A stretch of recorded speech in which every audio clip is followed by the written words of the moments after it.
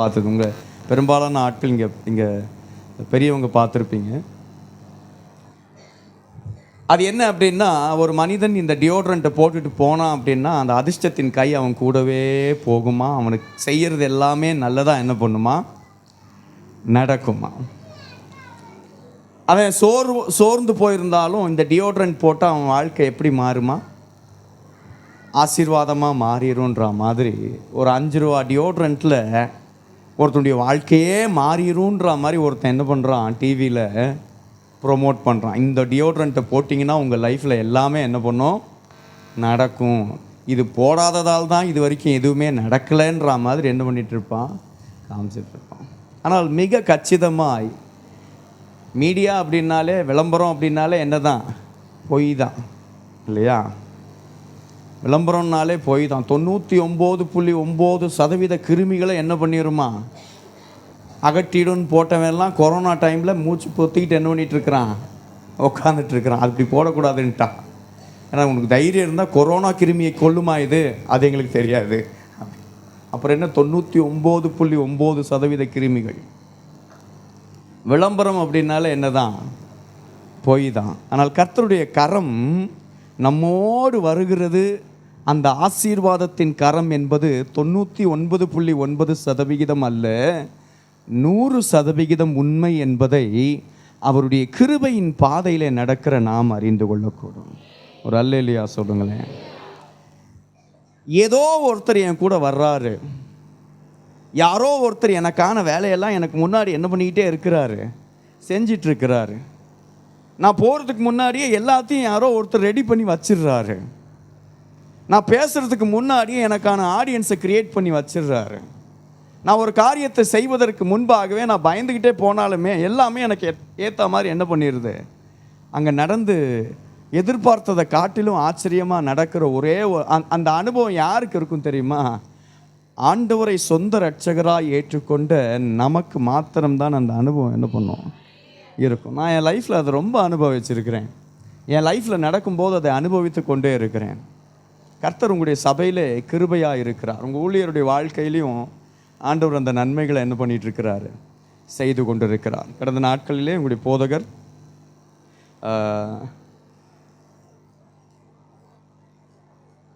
பேசுவதற்கு எனக்கு அழைப்பு கொடுத்தது ஞாயிறு ஆராதனைக்கு தான். நான் அப்புறமா வரும்போதும் யோசிச்சுட்ருக்கிறேன், நானாக வாலண்டியராக தான் நியூ இயர் சர்வீஸ்க்கு பிரசங்கம் பண்ணுறேன்ட்டு என்ன பண்ணியிருக்கிறேன், கேட்டிருக்கிறேன். அல்லேலூயா. கடந்த வாரம் இல்லையா, இந்த லாஸ்ட் சண்டே வருவதாக இருந்தது. லாஸ்ட் சண்டே வர்ற மாதிரி இருந்ததுனால, லாஸ்ட் சண்டே எனக்கு வேறு ஒரு சபையில் அழைப்பு இருந்ததுனால நான் பாஸ்டர்கிட்ட ஃபோன் பண்ணி நியூ இயர் சர்வீஸ் நான் யாருக்கும் கொடுக்கல அந்த டேட்டு. இந்த புது வருஷ ஆராதனையே நான் மறுபடியும் உங்கள் சர்ச்சுக்கு பண்ணணும். எனக்கு இந்த சபையில் ஏற்கனவே நான் இங்கே பேசியிருக்கிறேன். சகரியாவிலிருந்து எனக்கு இன்னும் ஞாபகம் இருக்குது. இங்கே நிற்கும் போதே எனக்கு அந்த புது வருட ஆராதனை எனக்கு ஆசீர்வாதமான ஒரு வார்த்தை. அதனால் அந்த டேட்டை நான் மாற்றும்போது கடைசியில் என்ன ஆச்சுன்னா, அந்த டேட்டுக்கு என்னால் போக முடியல, அந்த சபைக்கு என்னால் போய் பிரசங்கம் பண்ண முடியல. சமீபத்தில் எனக்கு சரீர பலவீனமாகி ரொம்ப சோர்ந்து போயிட்டேன். கடந்த நாட்களில் உங்கள் பாஸ்டர் ஃபோன் பண்ணி இந்த புது வருட ஆராதனைக்கு வர முடியுமான்றது எனக்கு என்ன பண்ணலை தெரியல. என் சரீர பலன் எந்த அளவுக்கு கோஆப்ரேட் பண்ணணும்னு எனக்கு தெரியல. அதனால் உங்கள் பாஸ்டர்கிட்ட சொன்னேன், நீங்கள் ஒரு செய்தி என்ன பண்ணிக்கோங்க, ஆயத்தப்படுத்திக்கிங்கன்ற ஒரு நல்ல செய்தி ஒன்று ஆயத்தப்படுத்தியிருப்பார்னு நினைக்கிறேன். புதுமண தம்பதிகளெல்லாம் கூப்பிட்டு நிற்க வச்சு ஒரு எப்படியும் ஒரு கல்யாண செய்தி ரெடி பண்ணி வச்சுருப்பாருன்னு நினச்சிக்கிறேங்கப்பா உங்கள் போதகர் இன்னைக்கு. ஏன்னா இந்த வசனம் அதுக்கு ஏற்ற மாதிரி அழகான நேர்த்தியான ஒரு வார்த்தை இல்லையா. ஸோ ரொம்ப சந்தோஷமான ஒரு நிகழ்வு. நான் ரொம்ப ஆச்சரியமாக பார்த்த ஒரு விஷயம், புது வருஷத்தில் ஒரு புது உடன்படிக்கைக்குள்ளே கணவனும் மனைவியும் பிரவேசித்திருக்கிறீர்கள். ஆச்சரியமான ஒரு விஷயம் இல்லையா. சபையில் உடன்படிக்கை, அவர் சொன்ன அந்த ஸ்டேட்மெண்ட்டை பாஸ்டர் ஒவ்வொரு கல்யாணத்துலேயும் போய் என்ன பண்ணுவார், பொண்ணு மாப்பிள்ளைக்கு முன்னாடி சொல்லுவார். அவங்க என்ன பண்ணுவாங்க, அதை சொல்லுவாங்க. ஆனால் என்ன சொன்னாங்கன்னு கேட்டோம் அப்படின்னா என்ன பண்ணாது, யாருக்கும் பேச்சாக இருக்கணுன்ற மாதிரி என்ன பண்ணிடுது, அது பேச்சாவே போயிடுது. எத்தனை பேர் அதை மனப்பாடமாக சொல்லுவோன்றது எனக்கு என்ன பண்ணாது அது மனப்பாடமாக தெரியாது. ஆனால் உங்கள் பாஸ்டருக்கு அது இருதயத்தில் இருக்கும். அதை தாண்டி பல உறவுகளை பார்க்கிறோம், பலருடைய வாழ்க்கையை பார்க்கிறோம். வேதம் ஒரு அழகான ஆராதனையை நம்மிடத்தில் எதிர்பார்க்கிறது. என்ன தெரியுமா? ஒரு நல்ல ஒரு வர்ஷிப்பை எதிர்பார்க்குது. என்ன வர்ஷிப் அப்படின்னா, ஒரு நல்ல பாடல், நல்ல ஒரு இசை கருவிகள், சரியான ஸ்கேலில் ஆரம்பிக்கணும், சரியான ஒரு 2 பாட்டு, 3வது பாட்டு, 4வது பாட்டு, அதெல்லாம் ஆராதனை. அது ஒரு முறைமை, அது சபை ஒழுங்கு தான். ஆராதனை நம்ம நினச்சிக்கிறது ஆராதனைன்றது ரொம்ப ஹோலிஸ்டிக்கான ஒரு வார்த்தை, ரொம்ப பெரிய வார்த்தை. தேவன் எதிர்பார்க்கறது நீ நல்லா பாடினியான்றது இல்லை நல்லா கண்ணை மூடி உண்மையை ஆராதிச்சியாங்கிறத தாண்டி தேவன் எதிர்பார்க்கறது நீ எந்த பாத்திரத்திலே உன்னை எனக்கு படைத்திருக்கிறாய், உன் பாத்திரம் சுத்தமாக இருக்குதா அப்படிங்கிறத ஆண்டவர் எதிர்பார்க்கிறார். அல்லேலூயா. நீ எவ்வளோ காணிக்கை கொடுத்தன்னு பார்க்கறது இல்லை, நீ எந்த மனதோடு அந்த காணிக்கையை கொண்டு வந்து கொடுத்தாய். நம்ம ஆண்டவரை தவற என்ன பண்ணிடக்கூடாது, அந்நிய விக்கிரகத்தோடு ஒப்பிட்டு சித்தரித்து விடக்கூடாது. அந்நிய விக்கிரகத்தோடு ஒப்பிடுறவன் என்ன பண்ணுவான், கடவுளுக்கு கமிஷன் கொடுக்குறவன் தான் என்னவா இருப்பான்.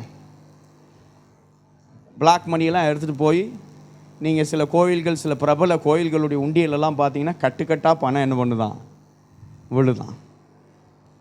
அது என்ன பணம் அப்படின்னா, பிளாக் மணி கணக்கில் வராத பணங்களை கடவுளுக்கு கொண்டு போய் கமிஷனாக என்ன பண்ணிடுறான், கொடுத்துறான். அவன் என்ன நினைக்கிறான் தெரியுமா, கடவுளை ஒரு கமிஷன் ஏஜென்ட் மாதிரி பார்க்குறான். கடவுள் அப்படிப்பட்டவர் அல்ல, கடவுள் அப்படிப்பட்டவர் அல்ல. நீ யாராய் உன் தேவனை பார்க்கிறாய், உன் தேவனை நீ யாராக பார்க்குறியோ அவர் உனக்கு அப்படித்தான் என்ன பண்ணுவார், பதிலளிப்பார். ஒரு அழகான வசனம் இந்த ஆண்டு உங்களுடைய சபையில் உங்கள் போதகர் ஜெபத்தோடு தேர்ந்தெடுத்த ஒரு வார்த்தை. எல்லோரும் உங்கள் வேத ஆகமத்தை மல்கியா தீர்க்க தரிசன ஆகமத்திற்கு நேராய் திருப்பிக் கொள்ளுங்கள். மல்கியா 4வது அதிகாரம் 2வது வசனத்தை நாம் சபையாராய் சேர்ந்து வாசிக்க போகிறோம். அல்லேலூயா. 1:3, 2, 3 வாக்குத்தத்த அட்டையெல்லாம் என்ன பண்ணியிருக்கிறீங்க, எடுத்து வச்சிருக்கிறீங்க. இதை தாண்டி ஒரு பெரிய கொடுமை என்னென்னா, உங்களுக்குன்னு ஒரு தனிப்பட்ட வாக்குத்தத்த வசனம் வேறு. அல்லேலூயா. எத்தனை பேருக்கு சந்தோஷம் அந்த தனிப்பட்ட வாக்குத்தத்த வசனம்? எத்தனை பேருக்கு பார்க்காம சொல்ல முடியும்? அதை இன்னும் மனப்பாடம் பண்ணல. ரைட், ரொம்ப சந்தோஷம். ஆண்டவர் உங்களுக்கு தனிப்பட்ட விதத்தில் என்ன பண்ணியிருக்கிறாரு, வாக்குத்தத்தங்களோடு பேசி இருக்கிறார். ரொம்ப சந்தோஷம். அந்த வாக்குத்தத்த அட்டைகளை பத்திரமா வச்சுக்கோங்க. உங்கள் சபை நல்ல பிரயாசப்பட்டு ஒவ்வொருத்தருக்கும் தனித்தனி வாக்குத்தத்தங்களை ஜெபம் பண்ணி ஜெபத்தோடு அதை உங்களுக்கு கொடுத்துருக்கிறார்கள். அந்த வாக்குத்தத்தங்களை வைத்து என்ன பண்ணுங்க, நல்லா ஜெபம் பண்ணுங்க. அல்லேலூயா, அல்லேலூயா. சரி, அப்போ இந்த வாக்குத்தத்தம் யாருக்கு, இந்த வாக்குத்தத்தம் யாருக்கு? இந்த வாக்குத்தத்தம் சபைக்கு. சபை எங்க இருக்கு? இந்த பெட்ரோல் பங்குக்கு எதிரில் இருக்குன்னு சொல்லக்கூடாது. சபை எங்க இருக்கு? இந்த வாக்குத்தத்தம் உங்கள் வாழ்க்கையில் பூரணப்படாமல் அந்த சுய வாக்குத்தத்தம் உங்களுக்கு நிறைவேறாது. ஒரு அல்லேலூயா சொல்லுங்க சத்தமா. வாக்குத்தத்தம் அப்படின்னா என்ன தெரியுமா? இந்த வாக்குத்தத்தம் சபைக்குன்னு தள்ளி வச்சிடக்கூடாது. இந்த வாக்குத்தத்தம் ஆண்டவர் நமக்கு கொடுக்கிற வாக்குத்தத்தம். இந்த வாக்குத்தத்தம் உங்கள் வாழ்க்கையில் நிறைவேறும் போதுதான் உங்களுக்கென்று கொடுக்கப்பட்ட அந்த தனிப்பட்ட வாக்குத்தத்தம் செயல்படும். சரியா? புரிஞ்சுக்கிறீங்களா? கர்த்தர் இன்னைக்கு நம்மளோட என்ன பேச விருப்பமாக இருக்கிறார். என்னால் ரொம்ப சத்தமாக பேச முடியல இன்னைக்கு, ஆனால் ரொம்ப மனசார பேசணும்னு நான் ஆசைப்பட்றேன். அதனால் இந்த டோன் போதும்னு நினைக்கிறேன். இதை தாண்டி பேசினேன் அப்படின்னா எனக்கு கொஞ்சம் காஃப் அதிகமாக இருந்ததுனால. எல்லாருக்கும் கேட்குதா என்னுடைய சத்தம்? தாலாட்டு பாடுற மாதிரி இருக்கா? அல்லேலூயா. தாலாட்டு பாடுற மாதிரி இருக்குன்னா அல்லேலூயான்றீங்க பாருங்க. மல்கியா 4வது அதிகாரம் 2வது வசனத்தை எடுத்துக்கொள்ளுங்க. சபையாரை நாம் சேர்ந்து சத்தமாக வாசிக்க போகிறோம். சரியா? ஒரு விஷயத்தை நாம் நம்புகிறோம் என்பதை நம்முடைய உரத்த சத்தம்தான் நமக்கு அடையாளப்படுத்தி காண்பிக்கிறது. ஏன்னா நம்மலாம் பெந்தகோஸ்தே கிறிஸ்தவர்கள். ஆமென். அதனால் சைலண்ட்டாக பேசுறது எனக்கே கொஞ்சம் குற்ற மனசாட்சியாக தான் இருக்குது. ஆனாலும் இந்த வசனத்தை சத்தமாக வாசிச்சுட்டு கர்த்தருடைய வார்த்தைக்கு நேராக நாம் கடந்து சொல்லுவோம். மல்கியா தீர்க்க தரிசன புத்தகம் 4வது அதிகாரம் 2வது வசனம், வேதாகமத்தின் கடைசி பக்கம், பழைய ஏற்பாட்டின் கடைசி பக்கம். ஆனாலும் என் நாமத்திற்கு பயந்திருக்கிற உங்கள் மேல் நீதியின் சூரியன் உதிக்கும், அதன் செட்டைகளின் கீழ் ஆரோக்கியம் இருக்கும். நீங்கள் வெளியே புறப்பட்டு போய் கொழுத்த கன்றுகளைப் போல வளருவீர்கள். அல்லேலூயா. இன்னும் சத்தமாக ஒரு அல்லேலூயா சொல்லுங்க பார்ப்போம். இன்னும் சத்தமாக ஒரு அல்லேலூயா. ஆனாலும் என் நாமத்திற்கு பயந்திருக்கிற உங்கள் மேல் நீதியின் சூரியன் உதிக்கும், அதன் செட்டைகளின் கீழ் ஆரோக்கியம் இருக்கும். நீதியின் சூரியன் உதிக்கும், அதாவது நல்லா கவனிக்கணும், இந்த நீதியின் சூரியன் உங்கள் மேல் உதிக்கும், அதன் செட்டைகளின் கீழ் ஆரோக்கியம் இருக்கும். யாருக்கு? என் நாமத்திற்கு பயந்திருக்கிறவர்கள் மேலே. என் நாமத்திற்கு பயந்திருக்கிறவர்கள் மேல் நீதியின் சூரியன் உதிக்கும், அதன் செட்டைகளின் கீழ் ஆரோக்கியம் இருக்கும். வேதாகமம் நீதி உள்ள ஒரு தேவனை நமக்கு அடையாளப்படுத்தி காண்பிக்கிறது. பழைய ஏற்பாட்டின் கடைசி பக்கம் நமக்கு ஒரு உண்மையை உரக்கச் சொல்லுகிறது. என்ன அப்படின்னா, உன் தேவன் நீதி உள்ளவர். அல்லேலூயா. அந்த நீதியின் சூரியன் உன்மேல் உதிக்கும் அப்படின்னா, உனக்கு நியாயம் செய்ய இந்த தேவன் தீவிரிக்கிறார் என்ற அர்த்தம். உனக்கு நியாயம் செய்ய இந்த தேவன் இறங்கி வருகிறார் என்று அர்த்தம். அதன் செட்டைகளின் நிழலில், சூரியனுக்கு ஏது செட்டை? It's wings. செட்டைகளின் நிழலில் என்ன இருக்குமா? ஆரோக்கியம் இருக்கும். சூரியனுக்கு செட்டையே, அது ஒரு பறவை இல்லை இல்லையா? அதுக்கு ஒரு சிறகுகள் இல்லை. அதன் செட்டைகளின் கீழ் ஆரோக்கியம் இருக்கும். அப்படின்னா என்னன்னா, சூரிய கதிர்கள், அதாவது சூரியனின் செட்டைகளின் கீழ் அப்படின்னா சூரியன் ஒளிக்கு கீழே, அதாவது சூரியன் என்பது எல்லாவற்றிற்கும் ஒளி கொடுக்கக்கூடிய, பூமியில் இருக்கக்கூடிய எல்லாத்துக்கும் ஒளி கொடுக்கக்கூடிய ஒரு படைப்பு. அல்லேலூயா. நம்ம கிறிஸ்தவத்தை தவிர மற்ற எல்லா மார்க்கமும் சூரியனை என்னவா மாற்றிருச்சுன்னா, கடவுளாகவே என்ன பண்ணிருச்சு? மாற்றிருச்சு. நீங்கள் பழைய ஏற்பாட்டில் பார்க்கலாம், அதை சுற்றி இருக்கிற அந்த நாட்களில் இருந்த மற்ற பெலிஸ்தியர்களாக இருக்கட்டும், கானானியர்களாக இருக்கட்டும், ஏத்தியர்களாக இருக்கட்டும், எபூசியர்களாக இருக்கட்டும், எல்லாருமே என்ன பண்ணான் தெரியுமா?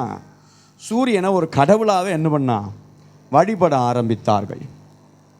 சூரியன் ஒரு கடவுள், சந்திரன் ஒரு கடவுள். சரியா? நாமளும் இதை குறித்து அறிந்திருப்போம். நாம் ரட்சிக்கப்படுறதுக்கு முன்னாடி சூரிய பகவான், வர்ண பகவான், சந்திர பகவான் அப்படின்ற மாதிரி என்ன பண்ணியிருப்போம்? எல்லாத்தையும் கடவுளாகவே என்ன பண்ணியிருப்போம்? வழிபட்டிருப்போம் ஆரம்ப நாட்களிலே. மெய்யான தேவன் யார் என்று அறிகிற அறிவிற்குள்ளே வருவதற்கு முன்பாக. ஆனால் பைபிள் முதல் பேஜிலே ரொம்ப அழகாக ஒரு விஷயத்தை சொல்லிருச்சு. இப்போ நம்ம கடைசி பேஜிலேருந்து வாக்குத்தத்த வசனத்தை என்ன பண்ணுறோம்? எடுத்து வாசிக்கிறோம். ஆனால் முதல் பேஜிலேயே இந்த சூரியனை பற்றி ஒரு விஷயம் சொல்லிருச்சு. என்ன தெரியுமா? சூரியன் கடவுள்லாம் கிடையாது, சந்திரன் கடவுள்லாம் கிடையாது. சூரியன் வந்து ஒரு பெரிய லைட்டு, சந்திரன் வந்து ஒரு சின்ன லைட்டு, அவ்வளோதான். அதாவது தேவன் பகலை ஆள சூரியனையும் இரவை ஆள சந்திரனையும் படைத்தார் என்று 6 நாள் படைப்புக்குள்ளே இந்த சூரியனை கொண்டு வந்து சாதாரணமாக என்ன பண்ணிருச்சு? அது ஒரு பெரிய பல்பு, இது ஒரு சின்ன பல்புன்ற மாதிரி சாதாரணமாக நிறுத்துச்சு. ஏன் தெரியுமா? இந்த வாசனம் எனக்கு ரொம்ப பிடிக்கும் பைபிளில். காரணம் என்ன அப்படின்னா, உலகம் கடவுள் என்று நம்பியிருக்கிற ஒன்றை படைப்பு என்று மிக சாதாரணமாய் சூரியனை சாதாரணமாக கொண்டு வந்து காமிச்சிருக்கு. அப்படின்னா அதை படைத்தவர் எவ்வளவு பெரியவர் என்பதை வேதம் என்ன பண்ணுது? நிரூபித்து காண்பிக்கிறது. அல்லேலூயா, அல்லேலூயா. அப்ப நீதியின் சூரியன் உங்கள் மேல் உதிக்கும் என்று வேதம் சொல்லுகிறது என்றால், மல்கியா தீர்க்க தரிசன புத்தகத்துடைய காரணம் என்ன? யாரிடத்திலே சொல்லுகிறார் அப்படின்னா, இதை வாக்குத்தத்தமாய் சொல்லுகிறாரா அல்லது நியாய தீர்ப்பாய் சொல்லுகிறாரா அப்படிங்கிறத நம்ம என்ன பண்ணணும்? பார்க்கணும். சூரியன் உதிக்கும் போது பூமி ஃபுல்லாக என்ன ஆகிறது இல்லை, வெளிச்சம் வருவதில்லை. இப்போ நமக்கு நைட்டு, அமெரிக்காவில் என்ன இப்போ பகல், எல்லாம் கொட்டை கொட்டை என்ன பண்ணியிருப்பான், முழிச்சிக்கிட்டு இருப்பான்.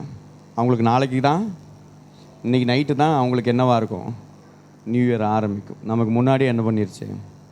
இங்கே இரவு என்றால் வெளிநாட்டில் என்னது பகல். ஏன்னா பூமி சுற்றுது, சூரிய ஒளி ஒரு பக்கம்தான் என்ன பண்ணும் இருக்கும். அப்போ நல்லா கவனிச்சுக்கணும் ஒரு விஷயம், யார் சூரியனை பார்க்கிற திசைக்கு வருகிறார்களோ அவர்கள் மேல் சூரிய ஒளி என்ன பண்ணும், பிரகாசிக்கும். அல்லேலூயா.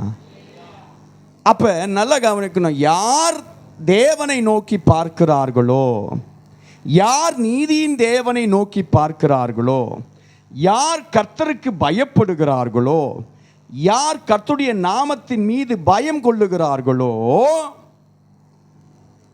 அவங்க மேலே தான் நீதியின் சூரியன் என்ன பண்ணும், உதிக்கும். அப்போ ஒரு விஷயம் புரிஞ்சுக்கணும், இது எல்லாருக்குமான ஒரு வார்த்தை அல்ல. அப்படின்னா உலகத்தில் இருக்க எல்லாரும் இந்த வாக்கு தத்தத்துக்குள்ள என்ன பண்ண முடியாது, வர முடியாது. யார் மாத்திரம்தான் இந்த வாக்கு தத்தத்தின் பலனை பெற்றுக்கொள்ள முடியும், யார் மாத்திரம்தான் இந்த வாக்கு தத்தத்தின் ஆசீர்வாதத்தை தன்னுடைய வாழ்க்கையில் ருசித்து பார்க்க முடியும் அப்படின்னா, அந்த கண்டிஷனை என்ன பண்ணுது வாக்கு தத்தம் முன்னாடி வைக்கிது. எப்பயுமே வாக்கு தத்தத்தை நீங்கள் எடுத்துக்கிட்டிங்கன்னா என்ன நினச்சிடக்கூடாது, இது இந்த வருஷம் நம்ம வாழ்க்கையில் என்ன பண்ணிட போகுது, நிறைவேறிற போகுது அப்படின்னு. இவ்வளோ காசு செலவு பண்ணி பிரிண்ட் பண்ணி கொண்டு வந்து கொடுத்தா இவர் எசக்க பசக்க ஏதாவது சொல்லி விட்டுட்டு போயிடுவார் போல் இருக்கேன்னு உங்கள் பாஸ்டர் என்ன பண்ணுறாரு. இந்த வாக்கு தத்தம் உங்கள் வாழ்க்கையில் நிறைவேறும் போது நல்லா புரிஞ்சுக்கணும், வாக்கு தத்தம் எப்போவுமே கண்டிஷனல். அல்லேலூயா. கண்டிஷனல்னால் என்ன தெரியுமா, கண்டிஷன்ஸ் அப்ளைன்னு போடுவான் பாருங்க, ஹோம் அப்ளைன்சஸ்லாம் ஃப்ரீ அப்படின்னு பெருசாக போட்டுருவான் கொட்டை எழுத்தில். இந்த மெகா மார்ட்லலாம் போய் ட்ரெஸ் எடுத்தால் ஃப்ரீ அப்படின்னு போட்டுருவான். ஃப்ரீயை பார்த்து நேராக உள்ளே என்ன பண்ணிடுவோம், போயிடுவோம். உள்ளே போனால் தான் சொல்லுவான், 3000 ரூபாய்க்கு ட்ரெஸ் வாங்கினீங்கன்னா 1000 ரூபாய்க்கு ட்ரெஸ்ஸு ஃப்ரீ அப்படின்வான். இப்போ 3000 ரூபா நீ செலவு பண்ணால் 1000 ரூபா என்ன பண்ணுவான், அவன் ஃப்ரீயாக கொடுப்பான். அது ஃப்ரீ இல்லைன்னு நம்ம எல்லாருக்கும் என்ன பண்ணோம் தெரியும். ஃப்ரீன்றது உலகத்தில் ஃப்ரீன்ற வார்த்தை பொய்யான ஒரு பயன்பாட்டில் தான் என்ன பண்ணுது எல்லா இடத்துலையும் இருக்கும். இந்த புத்தாண்டு டிஸ்கவுண்ட்லாம் நிறையா போட்டிருப்பான், ஃப்ரீன்னு பெருசாக போடுவான்.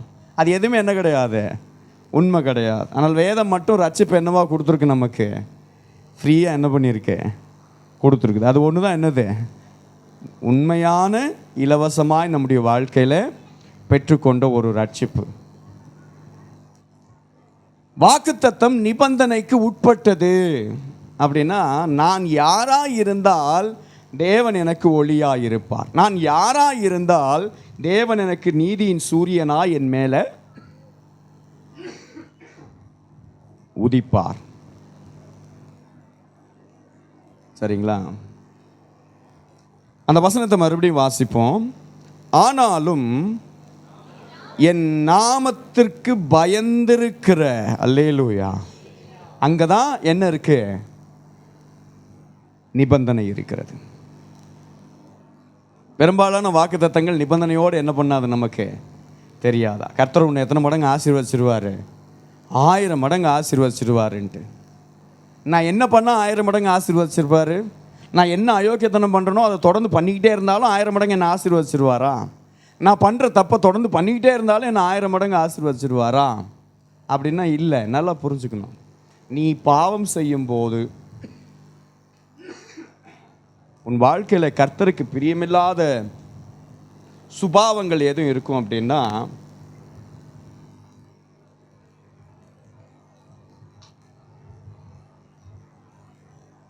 கர்த்தருடைய ஆசீர்வாதத்துக்கு நான் பாத்திரவான்னு என்ன பண்ணிடக்கூடாது, நாம நினைச்சிடக்கூடாது. தேவனுக்கு பிரியமான சுபாவம் நம்ம வாழ்க்கையில் என்ன பண்ணணும் இருக்கணும். நான் கர்த்தருக்கு பிரியமுள்ள ஒரு ஆளாக என்ன பண்ணணும் இருக்கணும். மல்கியா தீர்க்கதரிசி இஸ்ரவேல் ஜனங்களுக்கு ஒரு நியாய தீர்ப்பின் செய்தியை கொடுக்குறார். இந்த இடத்துல என்ன தெரியுமா, மல்கியா தீர்க்கதரிசன புத்தகம் ஆசீர்வாதத்தின் செய்தி கிடையாது. மல்கியா தீர்க்கதரிசன புத்தகம் நியாய தீர்ப்பின் செய்தி. என்ன நியாய தீர்ப்பு இந்த இடத்துல வருது அப்படின்னா, ஜனங்களுடைய சுபாவங்களிலே குறை இருக்கிறது. இஸ்ரவேல் ஜனங்களுடைய வாழ்க்கையில் என்ன இருக்கு? குறை இருக்குது. அவங்க உறவுகளுக்குள்ளே குறை இருக்குது. ஆண்டவரை பார்க்குற பார்வையில் குறை இருக்குது. ஆண்டவருக்கு செய்கிற ஆராதனையில் குறை இருக்குது. ஆண்டவருக்கு கொடுக்குற தசம பாகங்கள் காணிக்கையில் குறை இருக்குது. ஆண்டவரை பற்றி அவன் இருதயத்தில் பேசுகிற பேச்சில் குறை இருக்கு. மொத்தத்தில் அவன் அன்பிலே குறை இருக்கிறது. மல்கியா தீர்க்கதரிசன புத்தகத்தை எடுத்துட்டீங்கன்னா 6 விவாதங்களை மல்கியா தீர்க்கதரிசி முன்னாடி வைப்பார். 6 பிரச்சனை. எத்தனை பிரச்சனை? 6 பிரச்சனை.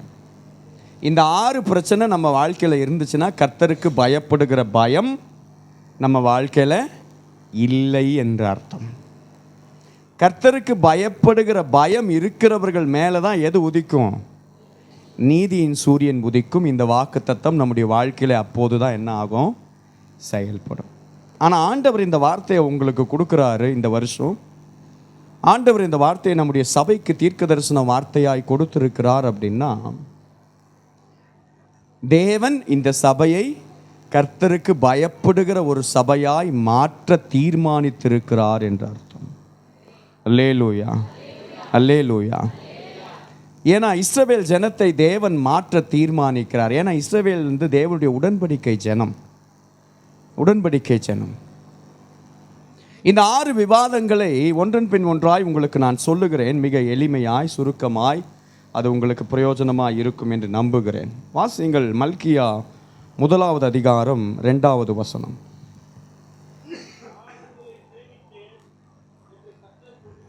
நான் உங்களை சிநேகித்தேன் என்று கர்த்தர் சொல்லுகிறார், அதற்கு நீங்கள் எங்களை எப்படி சிநேகித்தீர் என்கிறீர்கள்? கர்த்தர் சொல்லுகிறார். நல்லா கவனிக்கணும். ஃபர்ஸ்ட் என்ன அப்படின்னா, நான் உங்களை சிநேகித்தேன் என்று கர்த்தர் சொல்லுகிறார். தேவனுடைய அன்பு. ஆண்டவர் என்ன சொல்றார் இஸ்ரவேலை பார்த்து? இஸ்ரவேலே, நான் உன்னை என்ன பண்றேன்? நேசிக்கிறேன் அப்படின்னு சொல்றாரு. ஆனால் இஸ்ரவேல் என்ன பண்ணலாத? நம்பலை. இஸ்ரவேல் என்ன பண்ணலாத? நம்பலை. எத்தனை பேர் விசுவாசிக்கிறீங்க தேவன் என்னை நேசிக்கிறார் அப்படின்ட்டு? நல்ல கவனிங்களேன். தேவன் என்னை நேசிக்கிறார் நான் எப்போ நம்பினனோ அன்னைக்கு ரட்சிக்கப்பட்டேன். அல்லேலூயா. கவனிக்கணும், சின்ன பிள்ளைங்க பேசக்கூடாது, கவனிக்கணும். தேவன் என்னை எப்போது நேசிக்கிறார் என்று நான் நம்ப ஆரம்பித்தேனோ அன்னைக்கு தான் ரட்சிக்கப்பட்டேன். கரெக்டா? அதான் ரட்சிப்பு. இது அவ்வளோ சீக்கிரமாக யாரும் என்ன பண்ணிட முடியாது, நம்பிட முடியாது. அவ்வளோ சீக்கிரம் யாரும் என்ன பண்ணிட மாட்டாங்க, நம்பிட மாட்டாங்க. இஸ்ரவேல் என்ன பண்ணுது தெரியுமா? வாழ்க்கையில் நடக்கிற சூழ்நிலைகளை வைத்து ஆண்டவர் என் மேலே என்ன பண்ணலை, இரக்கமாகவே இல்லை அப்படின்னு ஆண்டவரே என்ன பண்ண ஆரம்பிச்சிடறான்? ஜட்ஜ் பண்ண ஆரம்பிச்சிடுறான். அவருக்கு என் மேலே என்னவே இல்லை, அன்பே இல்லை, பாசமே இல்லை அப்படின்ட்டு கடவுளை பார்த்து சொல்கிறான். முதல்ல ஒரு விஷயம் நீங்கள் நம்பணும்.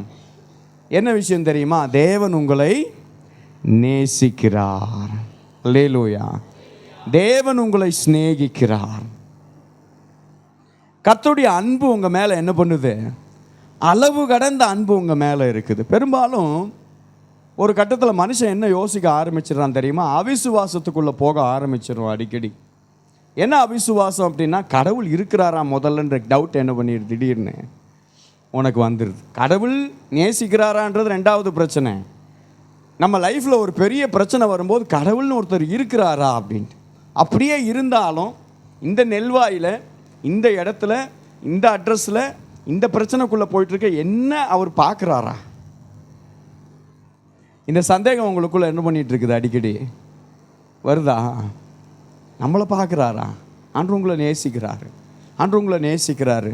ஊழியக்காரங்க என்ன பண்ணுறாரு? அடிக்கடி கர்த்தருடைய வார்த்தையை சொல்கிறார், கர்த்தர் உங்களை நேசிக்கிறாரு.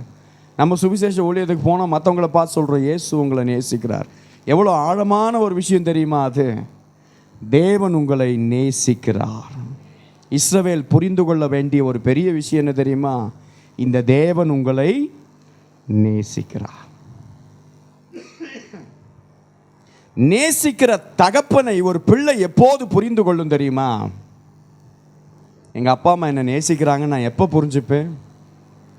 அவங்க என்னை அடிக்கும்போது எனக்கு என்ன பண்ணாது, அது தெரியாது. கரெக்டா? உங்கள் அப்பா ஸ்கூலுக்கு போகலன்னா என்ன பண்ணுவார்? குச்சி எடுத்து 2 போடு போட்டு பிள்ளைங்களை ஸ்கூலுக்கு என்ன பண்ணுவோம்? அனுப்பி விடுவோம். அப்போ நம்ம என்ன நினைப்போம்? எங்கள் அப்பா யார்? ஒரு பெரிய கொடுமைக்காரர். இல்லை, எங்கள் அம்மா யார்? ரொம்ப கொடுமைக்காரங்க, என்னை போட்டு என்ன பண்ணுறாங்க? அடிக்கிறாங்கன்ட்டு. ஆனால் அந்த பிள்ளை அந்த உண்மையை எப்போது விளங்கி கொள்ளும் அப்படின்னா, நீ வாழ்க்கையில் ஒரு நல்ல நிலைமைக்கு வந்து நான் நல்லா இருக்கணுன்றதுக்காக தான் என்ன பண்ணாங்க? அவங்க அடித்தாங்க. ஏன்னா அந்த பருவத்தில் நான் என்ன பண்ண முடியாது, நம்ம மைண்டு என்ன பண்ணாது? ஸ்கூலில் போய் உட்காந்து சின்சியராக படிக்கணும்லாம் நமக்கு தோணாது. ஏன்னா சிறு பிள்ளைத்தனமாக விளையாடணும்னு தோன்ற ஒரு பருவத்தில் அப்போ என்னை கைட் பண்ணுறதுக்கு ஒருத்தங்க தேவை, பெற்றோர் என்கிற ஒரு பொறுப்பாளிகள். அப்போ அவருடைய தியாகம் உண்மை என்பதை எப்போது நான் புரிந்து கொள்ளுகிறேன்? நான் வாழ்க்கையில் ஒரு நல்ல நிலைமைக்கு வந்த பின்னாடி அதை சரியாய் விளங்கி கொள்ளுகிறேன். அப்போ தான் அவங்க என் மேலே வச்சிருக்கிற அந்த அன்பு பிரதிபல். அப்போ நல்லா கவனிங்க, ஒரு அன்பை புரிந்து கொள்வது ஏதோ டக்குன்னு நடக்கிற ஒரு விஷயம் கிடையாது. It takes time. அது நேரம் எடுக்கக்கூடிய ஒன்றாகவே என்ன பண்ணோம் இருக்கும். உடனே நம்ம என்ன பண்ணோம்? ஆண்டுடைய அன்பை ஃபுல்லாலாம் நம்ம புரிஞ்சுக்கல. இன்னும் அந்த அன்பிலே மூழ்கக்கூடிய ஒரு பாதையிலே நாம் என்ன பண்ணி கொண்டிருக்கிறோம்? பயணித்து கொண்டிருக்கிறோம். we are traveling towards that love. அந்த அன்பை நோக்கி என்ன பண்ணிட்டு இருக்கிறோம்? இன்னும் பயணித்து கொண்டே இருக்கிறோம். வாழ்க்கையில் சில விஷயங்கள் நடக்கும்போது தெரியும், இந்த அளவுக்கு ஆண்டவரே என்னை நேசிக்கிறீங்க, இந்த அளவுக்கு ஆண்டவராக என்னை நேசிக்கிறீங்க அப்படின்ட்டு நம்ம ஆச்சரியப்படக்கூடிய விஷயங்கள் எல்லாம் நம்ம லைஃப்பில் நடக்கும். யாருமே கவனிக்காத போது உன் லைஃப்பை கவனிக்கிற ஒருத்தர் இருக்கிறார். யாருமே உன்னை மதிக்காத போது உன்னை மதிக்கிற ஆண்டவர் ஒருத்தர் இருக்கிறார். எல்லாரும் கைவிட்ட போது உன்னை நேசிக்கிற ஒரு ஆண்டவர் இருக்கிறார். அந்த தேவன் உன்னை நேசிக்கிறார் என்பதை அவர் நேசிக்கிறார். அவர் உன் மேலே கிருபையாக இருக்கிறார், அது எந்த சந்தேகமும் இல்லை. ஆனால் அதை நீ எத்தனை சதவிகிதம் விசுவாசிக்கிறாய்? அதை நீ எத்தனை சதவீதம் விசுவாசிக்கிறேன்? டேங்க் ஃபுல்லாக தண்ணி இருக்குது, ஆனால் நான் பைப்பை திறந்தால் தான் என்ன பண்ண முடியும்? தண்ணி வெளியே வரும். ஆனால் டேங்க் ஃபுல்லாக என்ன இருக்குது? தண்ணி இருக்குது. அவருடைய அன்பு என்னுடைய வாழ்க்கையில் பூரணப்பட்டு இருக்கிறது. ஆனால் நான் பைப்பை என்ன பண்ண மாட்டேங்கிறேன்? திறக்க மாட்டேங்கிறேன். ஏன் தெரியுமா? டேங்கில் தண்ணி இல்லை அப்படின்னு நானே என்ன பண்ணிக்கிறேன்? நம்பிக்கிறேன். இந்த ஆண்டவர் என்னை நேசிக்கலைன்னு நினச்சிட்ருக்கிறேன். இல்லை, இந்த ஆண்டவர் உன்னை நேசிக்கிறவர். நீதியின் சூரியனாய் இந்த தேவன் உங்களுடைய வாழ்க்கையில் வெளிப்பட்டு உங்களுடைய வாழ்க்கை நீதியின் வெளிச்சத்தை போல மாற்றுவதற்கு முதலாவதாய் அவர் நம்மிடத்தில் எதிர்பார்க்கிற ஒரு கேரக்டர் என்ன தெரியுமா? அவர் என்னை நேசிக்கிறார் என்பதை நான் மனப்பூர்வமாய் நம்ப வேண்டும். அல்லேலூயா. அவர் என்னை நேசிக்கிறார், நான் மனப்பூர்வமாக நம்பணும். கரெக்டா? அப்படின்னா என்ன அர்த்தம்னா, நான் நேசிக்கப்படுகிறேன். I am loved. நான் நேசிக்கப்படுகிறேன். உன்னை நேசிக்க ஒருத்தர் இருக்கிறாரு. உன்னை நேசிக்க ஒருத்தர் இருக்கிறார். நான் சொல்கிற சுவிசேஷ செய்தி நினச்சிக்க வேண்டாம். ரட்சிக்கப்பட்டு சபையில் அங்கத்தினராக இருக்கக்கூடிய பலருக்கு தேவன் இந்த சபையில் உணர்த்த விரும்பக்கூடிய ஒரு தீர்க்க தரிசன வார்த்தை என்ன அப்படின்னா, இந்த தேவன் உன்னை நேசிக்கிறார். சத்தமாக ஒரு அல்லேலூயா சொல்லுங்களேன். பெரிய சத்தியம் அவ்வளோதான், சுவிசேஷம் அவ்வளோதான். அவர் என்னை நேசிப்பதினால் அவருடைய ஒரே பேரான குமாரனை எனக்காக ஒப்பு கொடுத்தார். அப்போ எந்த அளவிற்கு அந்த அன்பின் மேன்மை பெரிதாக இருக்குன்னு யோசிச்சு பாருங்களேன். அநேக நேரம் இந்த அன்பை புறக்கணித்து ஓடுறோம். அநேக நேரம் இந்த அன்பை நம்மளால் என்ன பண்ண முடியல, வாழ்க்கையில் ரெகக்னைஸ் பண்ணிக்க முடியல. மனித அன்புக்குள்ள மனுஷன் என்ன பண்ணிக்கிறான்? அடிக்கடி சிக்கிக்கிறான். பாருங்களேன், மனித அன்புக்குள்ளே சிக்கிக்கிறான். சமீபத்தில் ஒரு மிக வேதனையான ஒரு விஷயம். இடத்துல படித்த ஒரு மாணவர், ரொம்ப வைராக்கியமான ஒரு நபர், ஆண்டுக்குள்ளே அவ்வளோ வைராக்கியமாக இருப்பார். அப்படிலாம் கர்த்தருடைய வார்த்தையை அழகாக பிரசங்கிக்கக்கூடிய ஒருவர். என்ன ஆயிடுச்சு அவருடைய வாழ்க்கையில் அப்படின்னு பார்த்தீங்கன்னா, அவருடைய தாய் மரித்து விட்டார்கள். தாய் மரித்து விட்ட உடனே அவருக்கு இருந்தது அவங்க அம்மா மட்டும்தான், வேற எந்த உறவும் கிடையாது. அவர் ஒரு பிராமண குடும்பத்திலிருந்து ரட்சிக்கப்பட்டு வந்தவர். தாய் மரித்து விட்டார்கள். அவருக்கு இன்னும் கல்யாணம் ஆகலை. அவருக்கு கல்யாணம் பண்ணி வைக்கிறதுக்கு ஆள் இல்லை. பல பேரை சந்திச்சிருக்கிறாரு. ஆனால் யாருமே என்ன பண்ணலை, கிறிஸ்தவங்க யாருமே அவருக்கு என்ன பண்ணாமல் விட்டுட்டாங்கன்னா, கை கொடுக்காமல் விட்டுட்டாங்க. ரொம்ப வேதனைப்பட்ட அந்த நபர் என்ன பண்ணிட்டார் அப்படின்னா, பின்மாற்றத்துக்குள்ளே கடந்து போனார். சமீபத்தில் நடந்த ஒரு விஷயம், பின்மாற்றத்துக்குள்ளே கடந்து போயிட்டார். பழைய அந்த விக்கிரக பாவத்திற்குள்ளே மறுபடியும் என்ன பண்ணிட்டாரு, திரும்பி போயிட்டார். திடீர்னு அவருடைய அந்த சம்பவத்தை நான் பார்த்து எனக்கு தெரிஞ்ச உடனே எனக்கு பதறிடுச்சு. ஏன்னா அந்த நபர் கர்த்தருக்குள்ளே வர்றது, அவருக்கு நான் போதித்து இருக்கிறேன், அந்த அளவுக்கு வைராக்கியமாக இருக்கக்கூடிய ஒரு மாணவர் திடீர்னு ஆண்டவரை விட்டு பின்மாற்றத்துக்குள்ளே போனதை பார்த்த உடனே அவருக்கு உடனே ஃபோன் பண்ணேன். என் ஃபோனை என்ன பண்ண மாட்டேங்கிறாரு, அட்டன் பண்ண மாட்டேங்கிறாரு. அவருடைய நெருங்கிய சிநேகிதருக்கு ஃபோன் பண்ணி என்ன அது அப்படின்னு விசாரிக்கும் போது அவர் சொன்ன ஒரு வார்த்தை என்ன அப்படின்னா, பாஸ்டர் அவர் ரொம்ப அன்புக்கு என்ன பண்ணார், ஏங்குனார். ஆனால் யாருமே அவருக்கு மேலே என்ன பண்ணலை, அன்பு காட்டல. அவருக்கு அக்கறை கொள்றதுக்கு யாருமே இல்லை. அதனால் அன்பே இல்லாத இந்த கிறிஸ்தவர்கள், அன்பை செயல்படுத்த முடியாத இந்த கிறிஸ்து எனக்கு தேவையில்லை என்று சொல்லி ஆண்டவரை விட்டுட்டு பின்மாற்றத்துக்குள்ளே அந்த மனிதன் கடந்து போய்விட்டான்ட்டு. ஆண்டவர் சமூகத்தில் கண்ணீரோடு கேட்ட ஒரு வார்த்தை தான், என்ன ஆண்டவரே, ஏன் அந்த நபரிடத்தில் அன்பு காண்பிக்க? ஏன் தெரியுமா, ஒரு விஷயத்தை அவர் நம்பலை. என்ன தெரியுமா, கிறிஸ்தவன் அவன் மேலே அன்பு காட்டலைங்கிறது உண்மைதான். அதில் நான் என்ன பண்ண விரும்பலை, பொய்ன்னு சொல்ல விரும்பலை.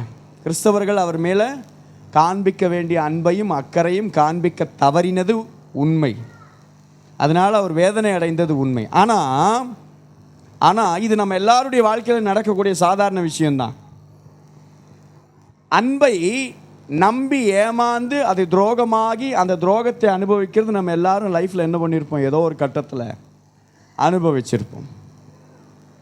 ஆனால் எதை நம்ப தவறினதினால் அவர் அடி எடுத்து பின்னாடி வச்சார் அப்படின்னா, தேவன் அவரை நேசிக்கிறார் என்கிற ஒரு தெய்வீக செய்தியை அவர் நம்ப மறுத்து விட்டார். அல்லேலூயா. நீ எதை நம்ப மறுத்தனா பின்மாற்றத்தில் போயிடுவ தெரியுமா? ஆண்டவர் உன்னை நேசிக்கிறார்ன்ற இந்த விஷயத்தை நீ நம்ப மறுத்துட்டன்னா உன் வாழ்க்கை பின்மாற்றத்திற்குள்ளாய் கடந்து போக வேண்டும். அல்லேலூயா. இன்னும் அவருக்காக ஜெபம் பண்ணுறோம். அந்த செய்தியை அவருக்கு நான் சொல்ல விரும்புகிற ஒரு செய்தி ஒன்றே ஒன்று தான். என்ன அப்படின்னா, இந்த தேவன் உன்னை நேசிப்பதிலே ஒரு மில்லி மீட்டர் கூட என்ன இல்லை, குறைவில்லை. அவர் உன்னை இன்னும் பூரணமாக என்ன பண்ணுறாரு, நேசிக்கிறார். ஆண்டவரை விட்டுட்டு போகிற ஒரு அனுபவம் என்ன தெரியுமா, அவர் எனக்கு நன்மை செஞ்சாரா, என்னை நேசிக்கிறவங்களாம் சுற்றி இருக்கிறாங்களா, எனக்கு எல்லாம் நன்மையாக நடக்குதா, எனக்கு செழிப்பாக நடக்குதா, ஆசீர்வாதமாக நடக்குதா, நடக்குதுன்னா சோத்திரம், நடக்கலை அப்படின்னாலும் சோத்திரம். ஏன் தெரியுமா, இந்த தேவன் உன்னை நேசிப்பதிலே எந்த மாற்று கருத்தும் இல்லை. அவர் உன்னை பூரணமாக என்ன பண்ணுறாரு, நேசிக்கிற ஆண்டவராக இருக்கிறார். நல்லா கவனிங்க. இஸ்ரவேல் ஜனங்களுக்கு மல்கியா தீர்க்கதரிசி சொல்ல முயற்சித்த ஒரு பெரிய சத்தியம் என்ன தெரியுமா, இஸ்ரவேலே நீ ஏன் தெரியுமா வழி தப்பி போகிற, நீ ஏன் தெரியுமா விக்கிரக ஆராதனைக்குள்ளே போகிற, நீ ஏன் தெரியுமா பாவ வழிக்குள்ளே போகிற, ஏன் தெரியுமா பழைய தெய்வங்களெல்லாம் திரும்பி பார்க்கணும் உன் இருதயத்துக்குள்ளே தோணுது, ஏன் தெரியுமா உன் உறவுக்காரன் உன்னை கூப்பிட்ட உடனே யாருக்கும் தெரியாமல் காதும் வச்சா மாதிரி போய் எல்லாம் சாங்கிய சம்பிரதாயங்களெல்லாம் பண்ணிவிட்டு வந்துடுறோம். ஏன் அப்படின்னா ஒரு விஷயத்தை நீ நம்பலை. என்ன தெரியுமா, இந்த தேவனை போல் உன்னை நேசிக்க யாருமே இல்லை. கர்த்தருக்கு பயப்படுகிற பயம், கர்த்தருக்கு பயப்படுகிற பயம் உன் வாழ்க்கையில் இருக்குன்னா நீ ஒரு விஷயத்தை நம்பணும், இந்த தேவன் உன்னை நேசிக்கிறார். ரெண்டாவது விஷயம் வாசிங்க, மல்கியா 1வது அதிகாரம் 6வது வசனம். குமாரன் தன் பிதாவையும் ஊழியக்காரன் தன் எஜமானையும் கனம் பண்ணுகிறார்களே, நான் பிதாவானால் என் கனம் எங்கே? ஆசிங்க. நான் எஜமானனானால்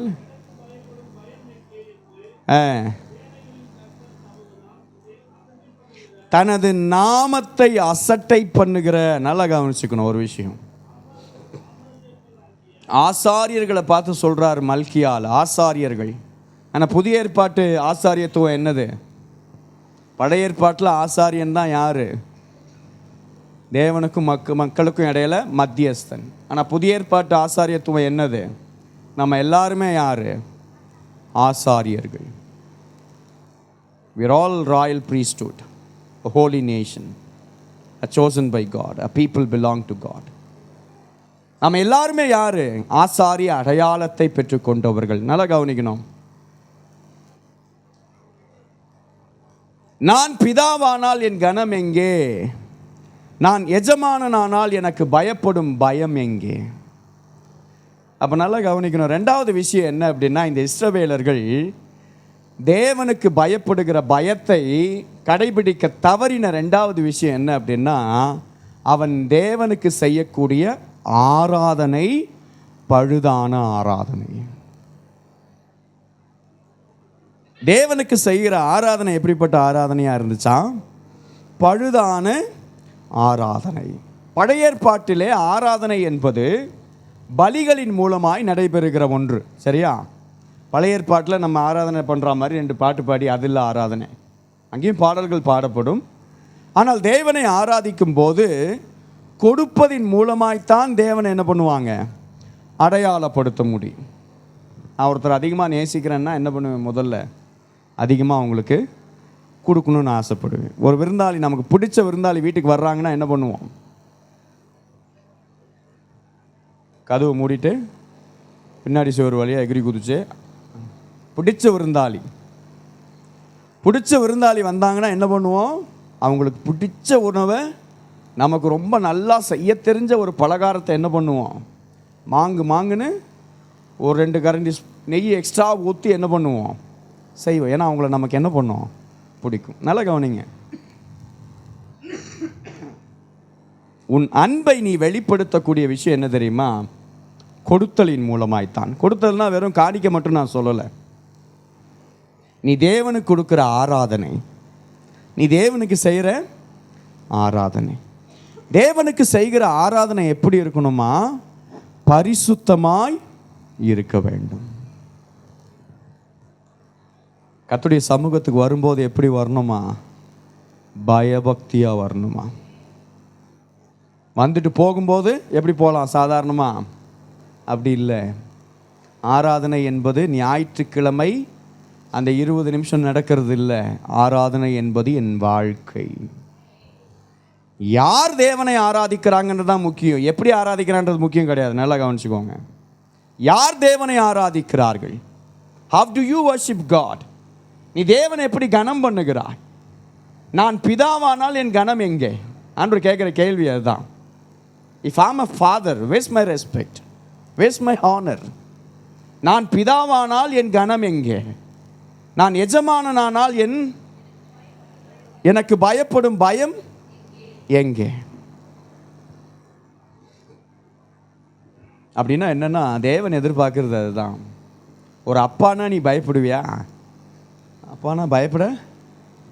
ஏன்னா அந்த காலம் வேற காலகட்டம். சரியா? இன்னும் ஒரு 2 தலைமுறைக்கு முன்னாடி போனீங்கன்னா, அப்பா வர்றாருன்னா என்ன பண்ணுவாங்க எல்லாம்? ஐயோ அப்பா வர்றாரு, இல்லை அப்பா வர்றாருனாலே கப்பு சிப்புன்னு போய் என்ன பண்ணிக்கிங்க, அதாவது போர்வைக்குள்ளே புகுந்து படுத்து தூங்கிடும். ஐயோ அப்பா வர்றாரு அப்படின்ட்டு. அப்படி இல்லை. அவனுடைய கிருபையில் அந்த நினைவுகள் என்ன ஆகிருக்கு? மாறி இருக்கிறது. சோத்திரம். அப்பா வர்றாருன்னா நீ பயப்பட தேவையில்ல. ஆனால் அப்பா வர்றாரு அப்படின்னா ஒரு அன்பு கலந்த ஒரு பயம் இருக்கும் பாரு. யாருக்கு அந்த பயம் இருக்கும் தெரியுமா?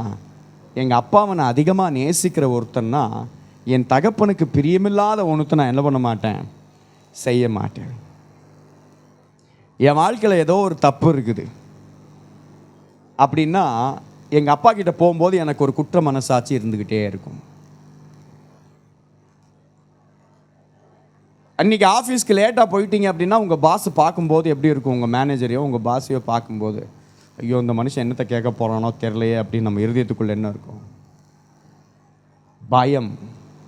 இது ஒரு பாம்பை பார்த்து பயப்படுற பயம் அல்ல, பயபக்தி. பைபிளில் பயத்துக்கும் பயபக்திக்கும் என்ன வித்தியாசம் தெரியுமா? பயங்கிறது அதிர்ச்சி அடைந்து பயந்து ஓடுறது. பயபக்தினா அந்த பயத்துக்குள்ள அன்பை உள்ளே போட்டு, எங்கள் அப்பா அவருக்கு இது பிடிக்காது, இந்த கெட்ட பழக்கம், அதனால் இது எனக்கு என்ன பண்ணாது, பிடிக்காது. அப்போ பயபக்தி தேவன் எதிர்பார்க்கிற கர்த்தருடைய நாமத்தை அசட்டை பண்ணுகிறதை கர்த்தர் என்ன பண்ணவே மாட்டார், என்றைக்குமே விரும்ப மாட்டார். இஸ்ரவேலர்களுக்குள்ளே இருந்த ஒரு அழகான விஷயம் என்ன தெரியுமா? ஆண்டுடைய நாமத்துக்கு மேலே ஒரு பயம் இருக்கும் அவங்களுக்கு. இன்னைக்கு வரைக்கும் ஆண்டுடைய நாமத்தை என்ன பண்ண மாட்டான் இஸ்ரவேலர்கள், சொல்ல மாட்டாங்க. ஆண்டுடைய நாமத்தை பேரை என்ன பண்ண மாட்டாங்க, சொல்ல மாட்டாங்க. அப்பா பேரை நம்ம என்ன பண்ண மாட்டோம், சொல்ல மாட்டோம் இல்லையா? அப்பாவை பேர் சொல்லியா கூப்பிடுவோம்? அன்பின் நிமித்தம் பேர் சொல்லி கூப்பிடுங்க சில நேரம் பிள்ளைங்க. ஆனால் அப்பாவை என்ன பண்ண மாட்டோம், ஏன்னா அது ஒரு கணம், அது ஒரு மரியாதை என்று நம் பாரம்பரியம் கலாச்சாரம் என்ன பண்ணியிருக்காத வரையறுத்து வைத்திருக்கிறது. ஆண்டவர் அதான் கேட்குறாரு, மனித உறவுக்குள்ளே வச்சு கேட்குறார், நான் உனக்கு அப்பான்னா அப்பாவுக்கு கொடுக்குற மரியாதை நீ எனக்கு கொடுக்குறியா? இல்லை நான் உன்னுடைய பாஸ் அப்படின்னா ஒரு பாஸுக்கு கொடுக்குற ஒரு மரியாதை எனக்கு நீ கொடுக்குறியா? அதுதான் ஆண்டவர் கேட்குறாரு. அல்லேலூயா, அல்லேலூயா. உன் கிரிய சுத்தமாக இருக்குதா? உன் கிரிய சுத்தமாக இருக்குதா? கர்த்தருக்கு பயப்படுகிற பயம் இல்லாமல் தேவ சமூகத்தில் நீ ஏறெடுக்கிற அந்த ஆராதனை அப்பிரயோஜனமானது. தேவ சமூகத்தில் ஏறெடுக்கிற ஆராதனை அப்பிரயோஜனமானது. உன் வேலை ஸ்தலத்தில் நீ லஞ்சம் வாங்குறியா, இல்லை லஞ்சம் கொடுக்குறியா? ரெண்டுமே என்னதான், தவறான ஆராதனை முறை. வெறும் லஞ்சம் மட்டும் நான் சொல்லலை. உன் வேலை ஸ்தலத்தில் நிறைய டெம்டேஷன் இருக்கும். நம்ம பாவம் செய்யும்போது நியாயப்படுத்துறது அப்படி தான், சரியா? நம்ம மட்டும் என்ன பண்ணியிருப்போம், சிக்னலில் கரெக்டாக ரெட் லைட் போட்ட உடனே போய் நிற்போம். நமக்கு பின்னாடி இருக்கிற ஒருத்தன் நிற்காமல் வேகமாக அடிச்சு தள்ளிட்டு போவான். அப்போ அவனை ஒரு பார்வை பார்ப்போம் பாருங்க. அப்போ நம்ம மனசுக்குள்ளே ஒன்று ஓடும், என்ன தெரியுமா? ஒரு ரூல்ஸ் என்ன பண்ண தெரியல, இவங்களுக்கு மதிக்க தெரியல. ஆனால் நமக்கு ஒரு அவசரம் வரும்போது எல்லாம் நின்றுருப்பான், நம்ம சிக்னலை அடிச்சு தள்ளிட்டு என்ன பண்ணுவோம், போகும்போது அப்போ நமக்கு ஒரு மனசாட்சி இருக்கும். என்னதுன்னா, நம்ம அவசரம், நம்ம என்ன பண்ணி தான் ஆகணும், போய்த்தான் ஆகணும். நான் டூ வீலரில் போகும்போது கார்காரங்களை பார்த்தா, என்னடா ஒரு ஆள் ஓட்டுறதுக்கு எதுக்குடா இவ்வளோ பெரிய காரு, இவ்வளோ டிராஃபிக் ஆகுதுன்னு அவனை பிடிச்சி என்ன பண்ணிட்டு போவோம், நம்ம திட்டிகிட்டு போவோம்.